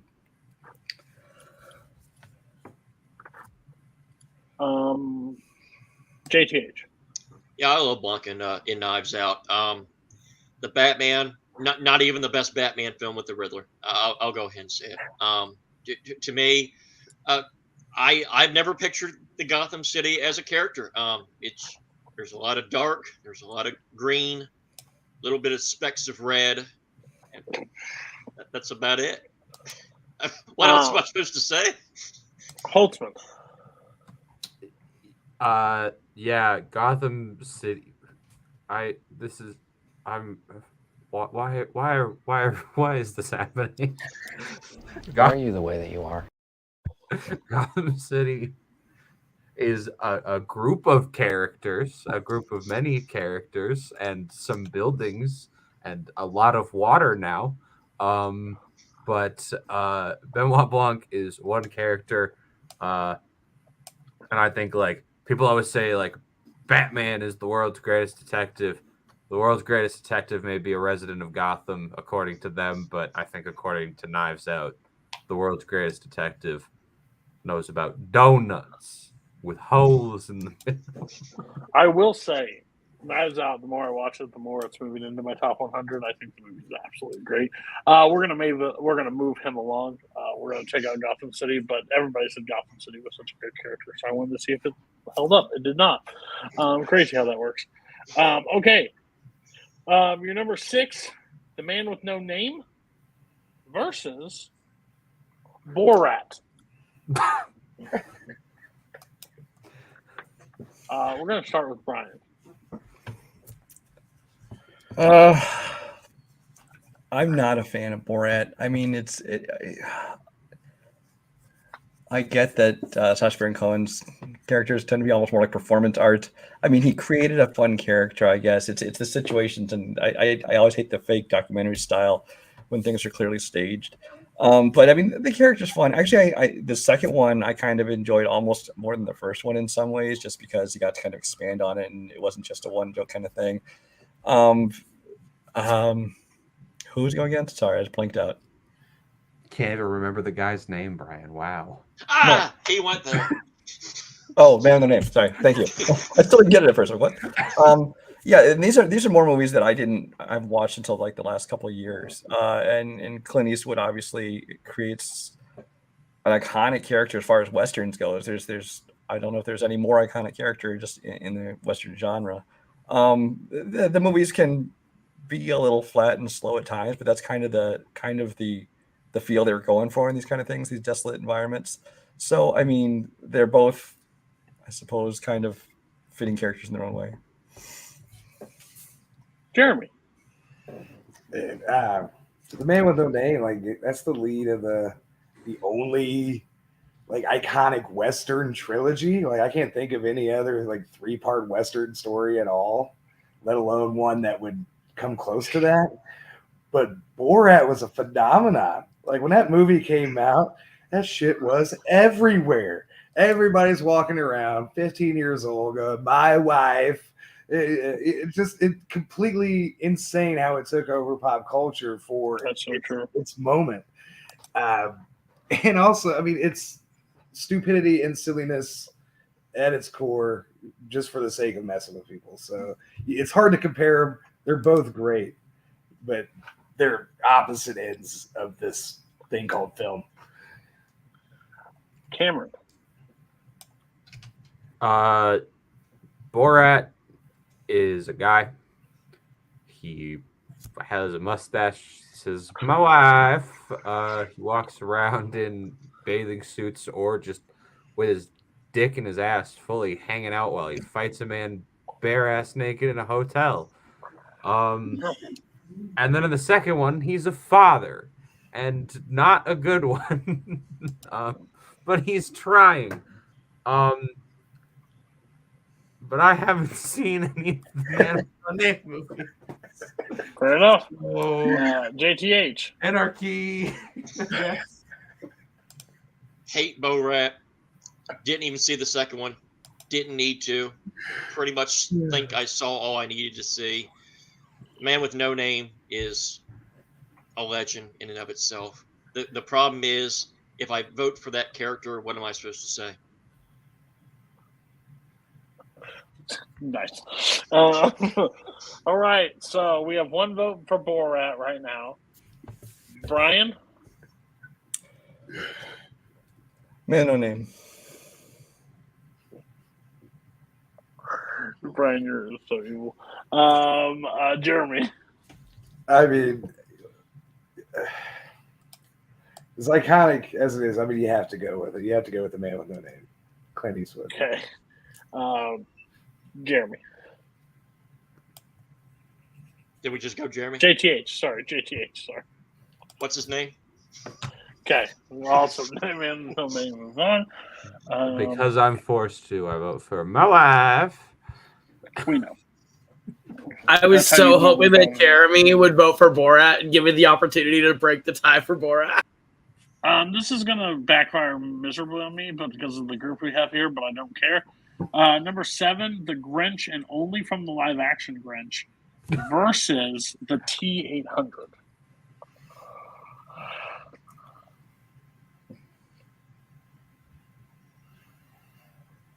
One of the best Christmas movies ever made versus Terminator. They're both great. We'll figure out how this goes. Brian directed one of these movies. He did. Did a damn good job. One of my favorite Ron Howard movies of all time. JTH. See, I actually really like that Grinch movie as well. I know it got a lot of hate when it came out, but I liked the over the top Jim Carrey thing. Yes. It was basically like every other Jim Carrey performance, and I love Jim Carrey. I'm really torn on this stuff because the Terminator films are great.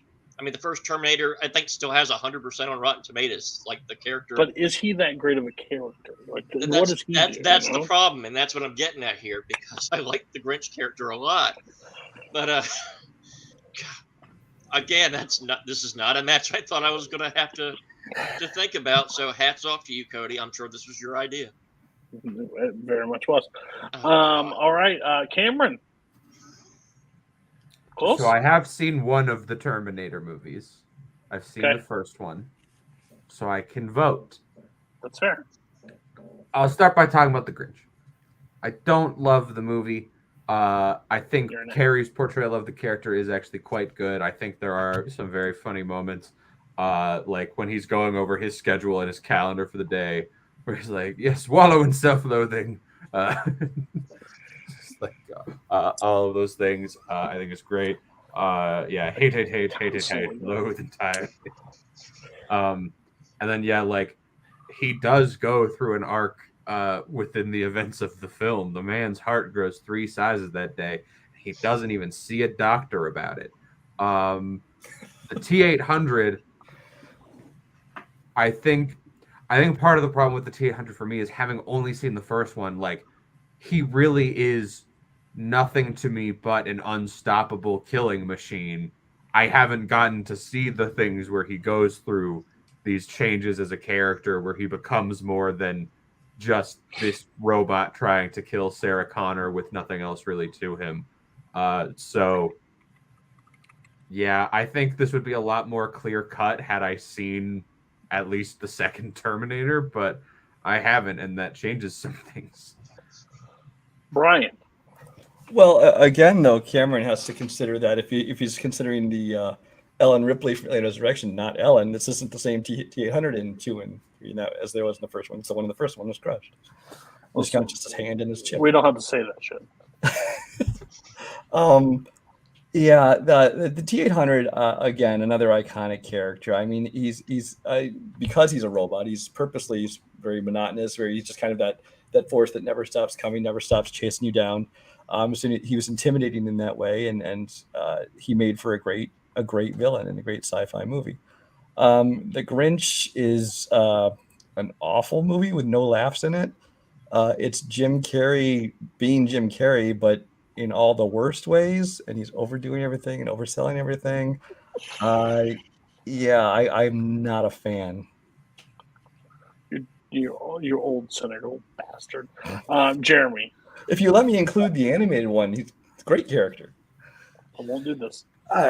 It's like when Ricky Bobby won't compromise on flat pancakes. It's a very small pancake. I mean, to take a half-hour Christmas special and from a Dr. Seuss book and expand it to a movie that works and is still essentially a cartoon. Like, it's Jim Carrey in a costume doing full-blown Jim Carrey stuff, but also the character learns. Like, we go through the Grinch story. And also, he takes care of his dog. That dog looks healthy as shit. He looks great. The T-800 was almost O.J. Simpson, but he said no because he wanted people to like him. So we got Arnold Schwarzenegger. And again, like everybody says, it's iconic. But there's, even through the movies, there's not much of an arc. Like, there's some in T2. And then he's in T3 and the Genesis. I mean, he's there later, but it's more of just getting him in there. So, but, they're both great. Okay. Jeremy, where do you vote? I'm going to vote the Grinch. Brian. T-800. JTH? I'm going the Grinch. Cameron? Like, this is legitimately difficult because of how little I've seen. It really does not matter. It does not matter. Vote for however you want. Who gets to vote, Cody? Me. You know what? I'll make Cody happy. I'll put the Grinch through without it being a tie. With some favor. Watch along coming this December. Me and Brian watch the Grinch. Okay. Anyways, I'll do that. There we go. All right, and Number 8 versus the 9 to finish out the miscellaneous. It's Del Griffith versus Mona Lisa Vito from. Oh my goodness! My cousin Vinny. My cousin Vinny. This is Sorry. legitimately an insane good matchup. Yeah, it is. Except one person on this call definitely does not like the as much as that one. So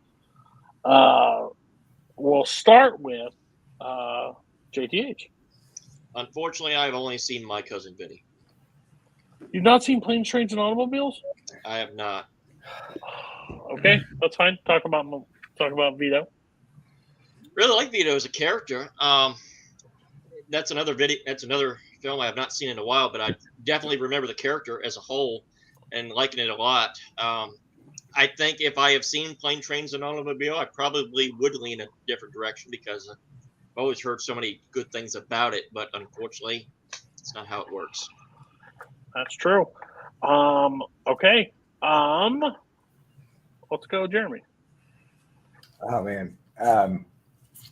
So what's her name again? I always forget her name. Mona Lisa Vito. Mona Lisa Vito. Yeah. And my cousin, like, she's like that having that no nonsense New York girl go down there with him to help those guys and eventually be the thing that saves the day is pretty awesome. Just because she knows stuff about cars. And I guess in the South that like a lady knows about cars, like, oh, she must be an expert if she knows this much.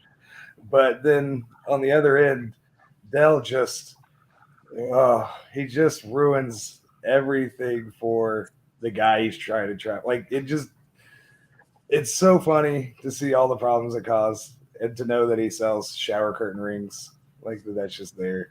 So like they're so different. I don't know, man. This is the toughest choice of this bracket for me.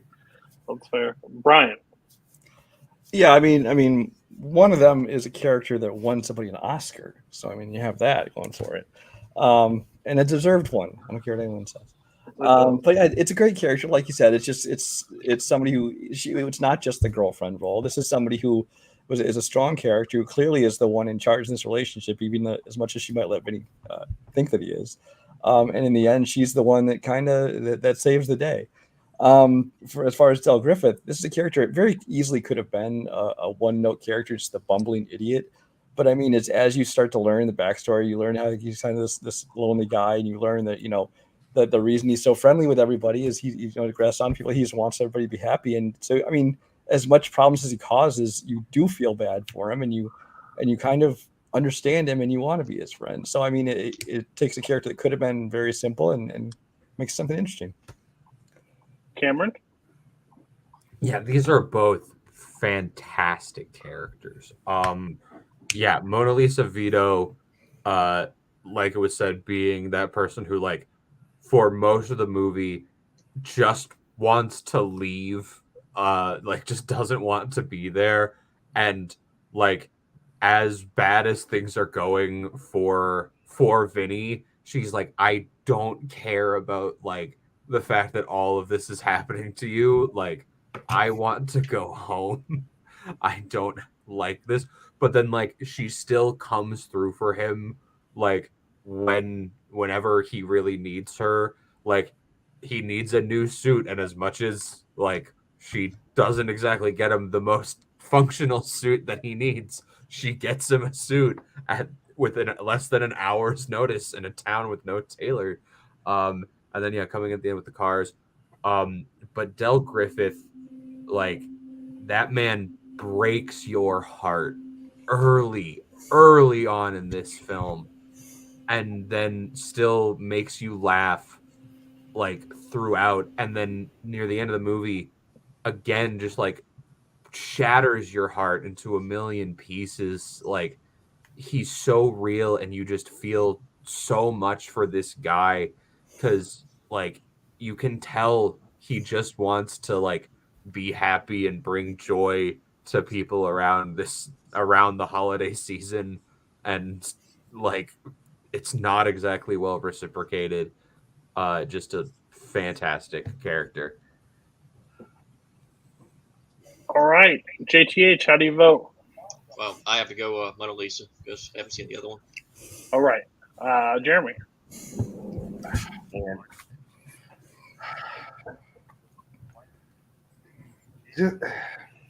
I'm gonna go Dell just because, like Brian said, he's just so layered. Like there's just so much to unpack with that guy.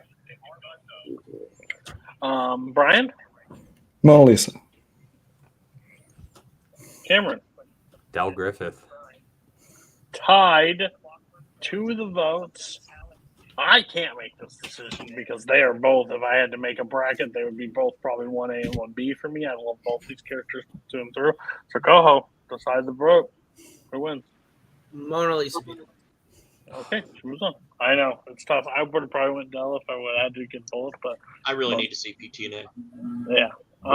Okay, this is my favorite bracket we've ever done. Again, this is a fun show. Let's all have fun. Let's all not take things too serious. Let's not get upset. This is the Killers bracket. We got the 1 seed. Hold on, let me find it. Do not pull up the graphic until I say it. Okay, so the 1 seed is the rope from the Shawshank Redemption that takes out Brooks, or the nightstick that takes out the fat guy from the Shawshank Redemption. You said the rope, and I was ready to walk away because I thought a different rope was about to show up on screen. So the Killers from this. This is going to be a little quicker. We don't have to get into too much talk, but I'll just go with it. Cameron, who's your vote? What's the most impressive killer? I think the rope is the rope. Okay, Jeremy. I'm gonna go with efficiency and say the rope. Okay, Brian. Rope. JTH. The rope, you can kill people many different ways. The nightstick is just there. I go the rope. Okay, I'm just making sure I have this one. You never sent me a So basically, we're voting for what is the best clue weapon. Sure. Okay, so the next one is the 2 seed, the grassy knoll from JFK's assassination, or I can't wait to see what that picture looks like. Or the plane from Final Destination, the first one. That is the worst knoll ever. Isn't it supposed to be a hill? Listen, I'm from North Dakota. We don't have those. Nobody does. That's the I only. live in Delaware. We don't have hills either.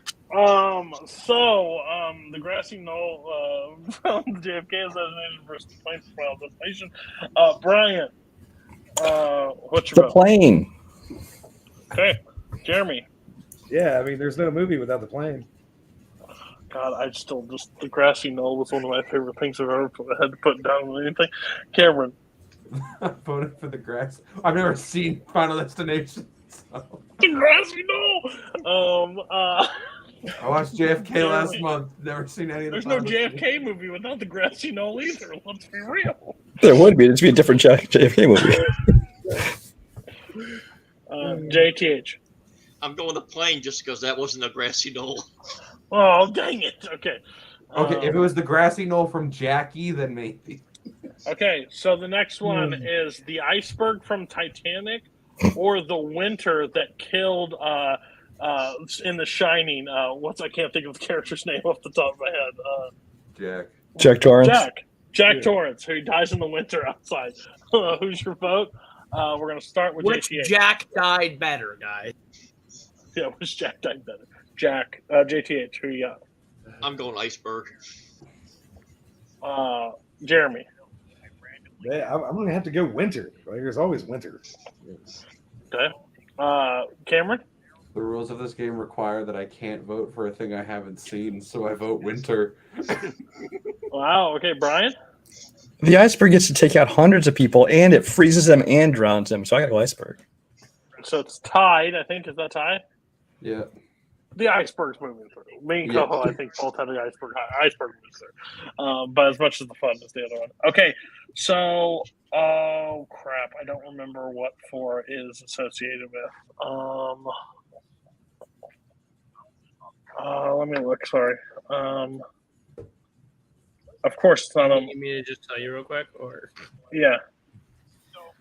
So this one is the telephone pole from Hereditary versus the stairs from The Exorcist. Okay, I've not seen Hereditary, so that's why. That's why. But I know the scene. So basically, yeah. Which one gets the edge? We're gonna start with Brian. The only good part of Hereditary was hilarious. Was watching that girl get beheaded. I vote for the pole. The best part of the movie. Okay, JTH.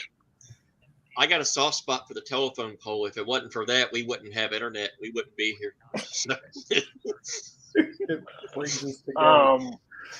Cameron. I can't vote for something I haven't seen. The telephone pole makes it. Jeremy. I'll throw one to the stairs. I mean, it doesn't matter, but you know. Okay. So that's why I did not know what it was the pole. Okay, that makes sense. Everyone hates stairs. You take the elevator if you could. Okay, so the next one is the bees from My Girl, or the shotgun that takes out Old Yeller.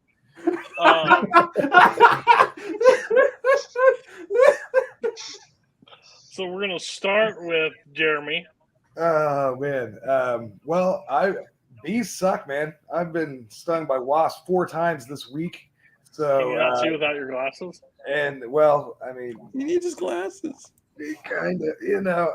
But I didn't go out like no punk bitch either. So I think I'm gonna give it to the shotgun. JTH. I actually got stung by Yellow Jacket today too, and I took him out with a shotgun. I'm going shotgun. Brian. I know of it, but this is gonna be the one time that I have to follow the rule. I have never seen My Girl, so I'm voting shotgun. Shotgun for Old Yeller. So 2-1. Cameron. I can't vote for something I haven't seen. Shotgun. So shotgun. Oh, the shotgun wins actually. So that takes out the rest. So shotgun moves on. Next one is this one's a little bit off the rest of them, but we're gonna go number 7. Like the other ones have. Well, the raptor that says Alan in Jurassic Park 3 versus the rabbits that George gets to see of Mice and Men. You did it again. You did it again. No! You did. You flipped it again. Damn it. Okay, sorry. The toll booth from The Godfather versus the rabbits that took out Lenny when he was told to see the rabbits in Mice and Men. So we're going to start with Cameron on this one.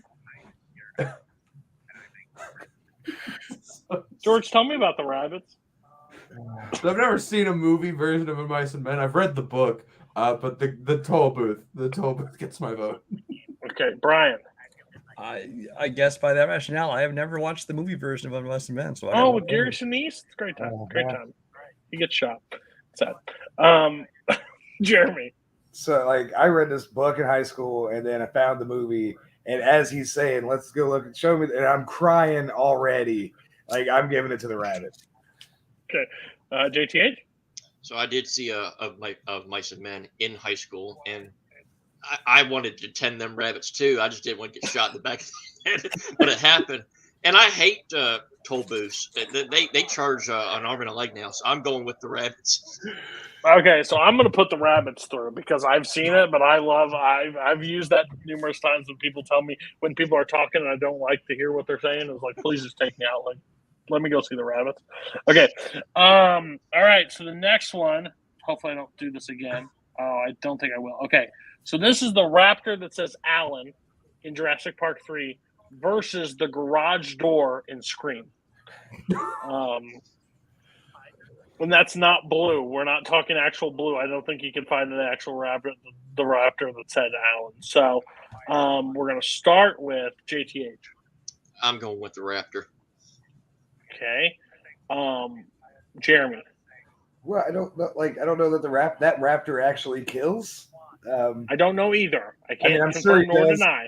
I'm sure he does on tour. You know, I'm sure he kills every night. But I would have to go to garage door. Brian. If it was Jurassic Park raptors in general, I'd vote for those. But when you have a garage door that kills Rose McGowan, I mean that's the best thing anybody could do is kill Rose McGowan. So yeah, I'll vote for the garage door.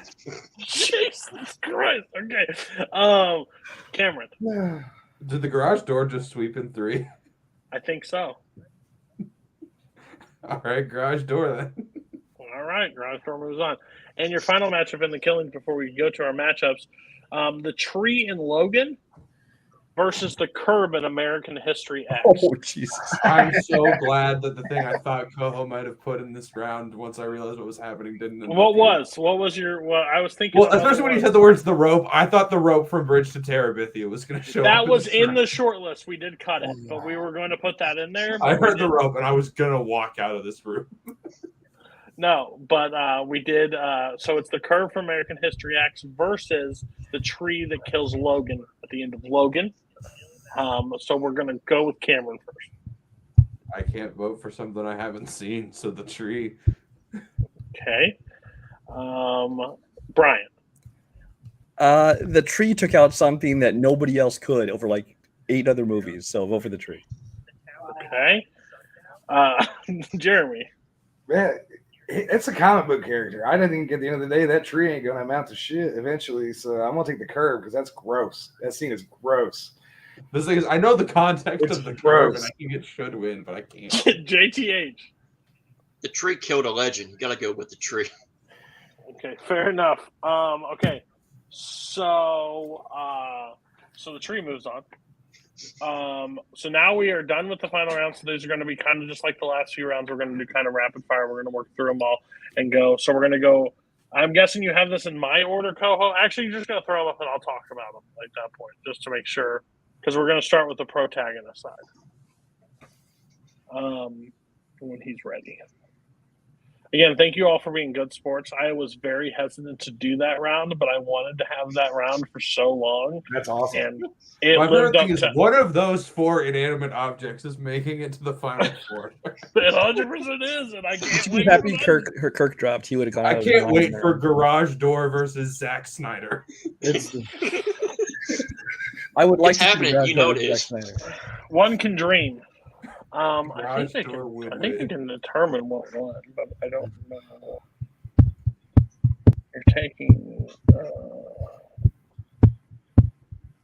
Yeah, that would be right. Okay, I know the first matchup. I can play the first matchup if you want. So the first matchup is Marge Gunderson versus Ellen Ripley. So, Cameron Holtzman, who do you got? Ripley. Brian. Ripley. JTH. Ripley. Jeremy. Clean sweep it, man. Ripley. Wow, okay. Next up, Disney icons. Captain Jack. Mary Poppins. Jeremy. I'll give it to Captain Jack. JTH. Personal. Mary. Brian. Captain Jack. Holtzman. Poppins. Captain Jack, baby, let's go! He didn't say you're the tiebreaker. I am all-time tiebreaker, as Cody said at the beginning of the show. I recently just watched a movie. Mary Poppins wins. Mary Poppins wins. I let you have your moment all the time. Let me just have it. Calm yourself. I gave you Alonzo. Fuck you. Now Jack Sparrow wins. Why'd you give me Alonzo? I don't care about that. Now Sparrow wins every match. I gave you Denzel. You give me Jack, you bitch. Jack Sparrow moves on. Put Jack in there. I'm fine with it. Jack. Ooh, this is Jack the peer pressure that the DARE program warned me about. That's right. So the next matchup, Indiana Jones. Yeah. And Ferris Bueller.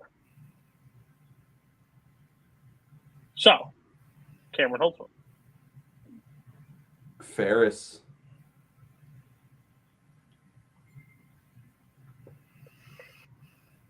Brian, what'd you say? What'd you vote for? He said Bueller. Ferris. Bueller, okay. Brian. Henry Jones Jr. JTH. Indy. Jeremy. The dog's named Indiana. Indiana Jones. Yeah. Indiana Jones. All right. Balboa versus the dude. You did a lot of work to get there, buddy. I'm proud I of you. misclicked and then I misclicked again, and then I got That's fair. That's fair. Okay, I'm missing the next one. Just by the way, I don't have the other person, so just put it on the screen. It's Sparrow versus Sparrow. You already know that. No. Okay, so Jeremy. Oh man, champion of boxing or a champion of life? Sorry, babe. The dude. Okay. Jeremy. JTH. Sorry. Gosh. I'm going Rocky. Rocky. Okay. Brian. The dude. Holtzman. He hates this decision. I pick neither. No. So much. Rocky. So we're tied. Is that right? Yep. I gave you Jack, so I'm taking. I want Rocky. I'm picking Rocky. Okay, Rocky. Rocky moves on. I'll take that one. That's fine. All right. So the next one I have. Is that it? We're done with that protagonist, right? Okay. Then we've got Zack Snyder versus Annie Wilkes. Holtzman. The rules state I cannot vote for a thing I haven't seen. Zack Snyder. Brian. I hate joke winners, so definitely Annie Wilkes. JTH. The worst villain in the world, Zack Snyder. God damn it. Jeremy. You know what I'm saying. Zack Snyder. We rule the world. Zack Snyder moves on. Hashtag Zack Snyder versus By the Wall. way, this is Brian, I'm not trying to be complicit in this, I promise. This has went a lot farther than I thought it would. Anyways, okay. No, so you didn't. You didn't think that for a second. No, he had no idea. I didn't think it was making out. It was just me to diss on it for a little bit. Then it carried. It's great. Alonzo Harris versus T1000. We're gonna start Jeremy. Yeah, I gotta go with Alonzo, man. He's great. JTH. T1000. Brian. T1000. Cameron. I can't vote. I haven't seen either. All right, Koho, vote. It's 2-1. Who's a winner? T1000. Oh, technically, I don't need you. That's fine. Yeah. 2-1. T1000 moves on. All right. We had some interesting matchups along the way. This one's going to be fun. Hannibal Lecter versus Hans Graber. So we're going to start with Cameron. Gruber. Brian. Sorry, I didn't hear the, but I heard Gruber. So yeah, Gruber. Whoever he's against. Gruber versus Hannibal Lecter. Oh, Gruber. Don't make it like an automatic. Stop. We're not doing this automatically. JTH. Hannibal Lecter. Jeremy. I got to go with the higher intellect, man. Hannibal Lecter.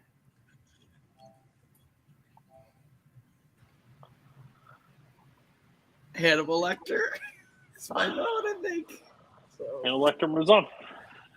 I don't make. I don't make the rules. I do make the rules, but I didn't. Yes, you do. Stop. Okay. All right. So the final matchup in this round is Amon Goth versus Nurse Ratched. Wow. Jeremy. Literal Nazi. Yeah, Goth. JTH. Nurse Ratched. Brian.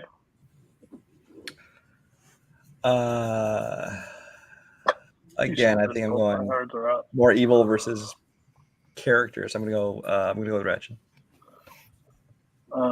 Cam. Nurse Ratched, take it home. Nurse Ratched takes it. All right. Ooh. Let's see. These are interesting. So Jules Winfield versus Mona Lisa Vita. Cameron. These don't get easier. No, they don't. Jules Winfield. Brian. I love Marissa Tomei, but Jules Winfield's a better character. JTH. Jules. Jeremy. What does Marcellus Wallace look like? Jules Winfield. All right. He looks like Jules Winfield. Next. More than next. Next, we've got Hitler versus Imaginary Hitler. Benoit Blanc. So Jeremy. I haven't seen Jojo Rabbit, so I have to vote. Okay. JTH. Benoit Blanc. Brian. Hitler. Cameron. Imaginary Hitler. Benoit Blanc. Yeah. If you do a salute, Koho, banned. I would like to appreciate also, less than 5 minutes after it happened, we got sent a gift from Brian of Koho saying Chaos Hitler. It will be circulating for a long time. You asked for it. Next up, Genie versus the Grinch. Cameron. Genie. Brian. Genie. JTH. Genie. Jeremy. Genie. That's fair. I'm not upset anymore. He just made the second round. I'm more surprised than anybody else. Zack Snyder went farther, though. I'm really shocked. Okay. At least he's under the villain title. Ian Malcolm versus the man with no name. Jeremy. Yeah, he's better at laying down than anybody. Ian Malcolm. JTH. Man with no name. Okay. Brian. Ian Malcolm. Cameron. I'm legally required to vote for Ian Malcolm. Ian Malcolm was on. Next up, we have the rope that took out Brooks in the Shawshank Redemption versus the tree that took out Logan. Cameron Holtzman. Tree! One of Brian. these things is going to make these semifinals. It's important. Rope versus, what was the tree from again? Logan? Logan. Tree. The tree. JTH. Tree. Jeremy. Yeah. Brooks kind of did it to himself. The tree. Okay. Okay. So then we have the telephone pole from Hereditary versus the shotgun from Old Yeller. Jeremy. Shotgun, man. Okay. JTH. Team telephone pole. Ryan. I only wish there were more telephone poles to take out the rest of the characters. Telephone pole. Cameron. Telephone pole. Telephone pole was on. And the last matchup around, we have two more matchups. The next one is the plane from Final Destination versus the garage door from Scream. We're going to start. Cameron. Garage door. Brian. The plane was basically the start of death for the whole series. So yeah, Final Destination. JTH. Garage door. Okay. Jeremy. I got to go with the plane. So it's tied. Mm-hmm. The garage door. Okay. Garage door moves on. Then we have the iceberg from Titanic or the rapids that took out, which I think we have to move Titanic because 3 people haven't seen of my. Oh, no, 2 people see Mice Men, 2 people. So we're all even. Jeremy. I'm going with the rabbits, man. It gets me right here. Okay. JTH. 10 them rabbits. Cody, So we got to 2. put the rabbits. We got to put the rabbits, right? We got to put the rabbits. We got to put the rabbits. Because you guys both vote iceberg because you haven't seen the other one. Okay. I haven't seen either. I don't vote for anything. Okay, then It's the still rabbits. 2-1, yeah. Then the rabbits. You haven't seen Titanic? What are you doing? It's 3.5 hours, and I know what happens. The boat sinks. How many times have you seen Baby Driver? Shut up. Okay. Anyway, You try that double speed. Ellen Ripley versus Jack Sparrow. What? It's Rocky. It's Rocky. I didn't have them in order yet. Yeah. Oh, you're an idiot. Okay, Rocky. Cameron. Ripley. Brian. So it's Ripley versus Rocky, is that right? Yes. Ripley. JTH. Ripley. Jeremy. Rocky. Okay, Ripley moves on. This is where we can cut streams. Captain Jack versus Indiana Jones. I hate you so much. That's how the Let scene Brian go worked out. first. No cop Brian. outs. Which character are you bringing This up? should be the finals. I guess I go with Indiana Jones. Indiana Jones. Okay. JTH. Indy. Jeremy. I'll say Captain Jack. Okay. All right. Did you vote, Cameron? I did not. What do you got? Captain Jack Sparrow. Yeah, let's go. I'm okay with that outcome. I gave it to you in the first round. I'm taking it in the second. Oh. Yeah. I'm moving Indy on. I'm not allowing that pirate bit to go any further. There's 2 terrible movies. 3 terrible movies. We're not doing that. Can somebody clip that moment of me crushing his dreams? That was great. Okay. Next up, we've got the T. They ask you how you are, you just have to say that you're fine when you're not really fine, but you just can't get into T1000 versus Zack Snyder. Again, I haven't organized them yet. What have you been doing? They're not the same on mine. I'm flying through these. Let you just put them up. Tell me who's who. I have no idea. I'm never going. Hannibal. He lost. Hannibal won. He beat Hans. Did he really? You put him through. Oh, cool. Okay. Sorry, I forgot about that. Sorry. That's okay. So Zack Snyder versus Hannibal Lecter. Have you not seen it? You have not seen it, right? No, I've seen it. I'm just still angry that this got out of the first round. Oh, okay. These are now in order, by the way.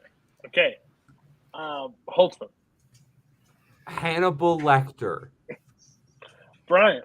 Still mad Let's about hope this ends here. Hannibal Lecter. JTH. Like a true Cinderella, it will not get to the final 4. Hannibal Lecter. Thank God. Jared, Yeah, you won't stop us forever. Well, hopefully he doesn't live forever. Okay, anyway, T1000 versus Nurse Ratched. Yes. Okay. Jeremy. Nurse Ratched. JTH.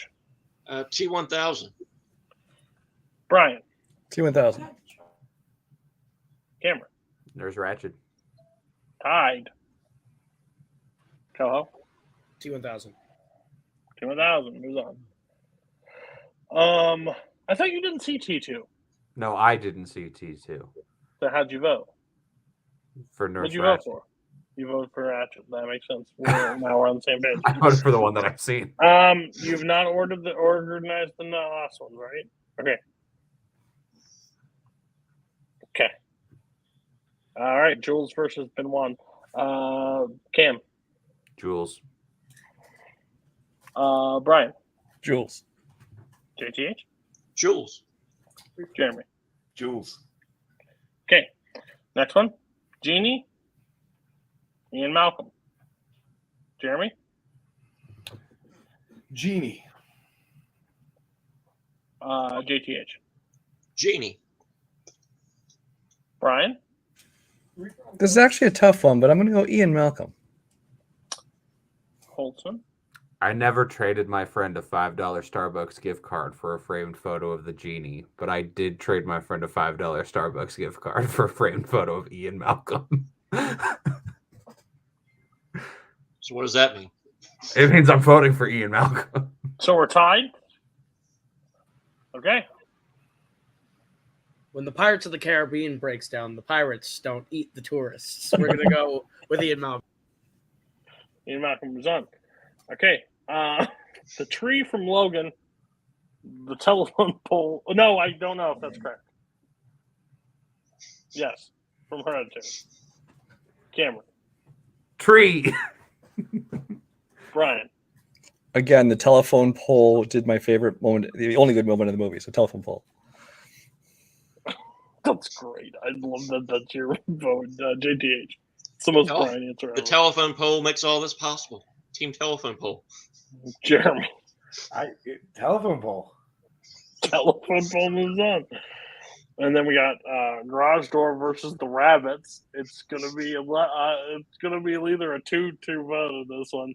We're gonna go to Jeremy first. What was it? The rabbits? It's the rabbits versus the garage door. Oh, well, the rabbits. Okay. JTH? It's the rabbits. Okay, you two are tied with the Give me and Brian the chance to vote in the final round of this Fine, bracket. Cameron. Put the garage door through. Cameron, what's your vote? The garage door. Brian? Garage door. Look at the rabbits, boys! Look at the rabbits! The rabbits are on. Okay. Decide the protagonist. Ellen Ripley versus Indiana Jones. Cameron. Ripley. Brian. Indiana Jones, just iconic. JTH. Indy. Jeremy. Indiana Jones. Okay. Shocking out of the villains, Hannibal Lecter versus the T-1000. Jeremy. Oh, man. I'll say Hannibal Lecter. Yeah. Okay. JTH. Hannibal Lecter. Brian. Hans Gruber. Not your option. Damn it. Fine, Hannibal Lecter. Okay, Cameron. Hannibal Lecter. Okay. So that will be taken on the winner of the telephone poll and the rabbits, just to let you know. All right. We have Jules versus Ian Malcolm. Cameron. Jules. Brian. Gotta go, Jules. JTH. Going Jules. And Jeremy. Yeah, clean sweep. Jules, baby. Jules. Okay. And so Jules will take on Indy. It's crazy. Telephone poll versus the rabbit. We have. We're going to start with Cam. Telephone poll. Brian? Let me and Brian have the Telephone chance poll. to vote for things. JTH, you've been team it for a while. Telephone poll still makes all this happen. Team telephone poll. Yeah. Okay, no, and, Well, the rabbits and then, get one. The rabbits get one. And then, okay. So, final match is up. We'll do Indiana Jones versus Jules Winfield. We're going to go with Jeremy first. Yeah, I'm going to go with Jules. Okay. JTH. Indiana Jones. Brian. I love both his characters, but I gotta go Indiana Jones. Cam. Jules Winfield. Tied. Koho. Actually, no. I'm gonna go Jules. I think I'm gonna go Jules. Jules Winfield moves on. Wow. Okay. Hannibal Lecter versus the telephone poll. You all know what you have to do. Cam. Telephone poll. Brian. I don't want anything from Hereditary to ever win anything, so I'm going to vote Hannibal Lecter. Hannibal Lecter. JTH. Telephone poll. Jeremy. I got to go Hannibal Lecter. Put the telephone poll to the end. I'm breaking it. I'm breaking it. Lecter. Just let it happen, Cody. This is the point. Lecter moves on. The final matchup is Hannibal Lecter versus Jules Winfield. That was anticlimactic and disappointing. Jeremy. You robbed the audience of a great If Jake show. was here, it would have been a lot better. But he wasn't. I had to do it. I can't let chaos. That's what he gets for not showing up. Jeremy. I'm gonna keep it. It's Jules, man. Most Jules. Okay. movies. JTH. Well, if telephone poll was here, it'd have been a slaughter, but unfortunately, we got to go Jules. Brian. And your winner, Jules. Cameron. Jules Winfield. Jules Winfield wins the bracket. I want to thank everybody. That was a lot of fun. I had a lot of fun doing it. Again, send me some bracket ideas. I'm always interested on doing more of these. I have a lot of fun doing brackets and drafts. People send me some different options for drafts. But next week we're doing best actor, like filmography for the decades. The classic 70s, 80s, 90s, 2000s, and 2010s. 6 rounds, 5 people. Brian, Kirk, Boatman, and I think now Marangoni, because he wasn't on this week. I think he thought it was next week, so he may be on that one. I'm still looking for one more person or two more people. So if you're interested, just tell me you want to be in the draft. The following week, I haven't really thought of another topic. Kurosawa is supposed to happen. I don't think it's going to happen. So who knows what we're going to do. But I'll come up with a topic. I'll post it on the Facebook page and we'll talk about it. It'll probably be one of the fun ideas or something along the lines. But thank you all for being on. You all have 3 days if you want to send in a list. You have 3 days. I have 5 lists. If you want to be in consideration, you send it today or tomorrow. Otherwise, I have my panel based down to a 1 coin toss to decide who the 4th person is right now. So if you want to be in consideration, send it like fucking now. Did you get my list? You told me to fuck off. That's all. It was just fuck off 40 times. I just wanted to make sure you knew that still for the thing. Okay, cool.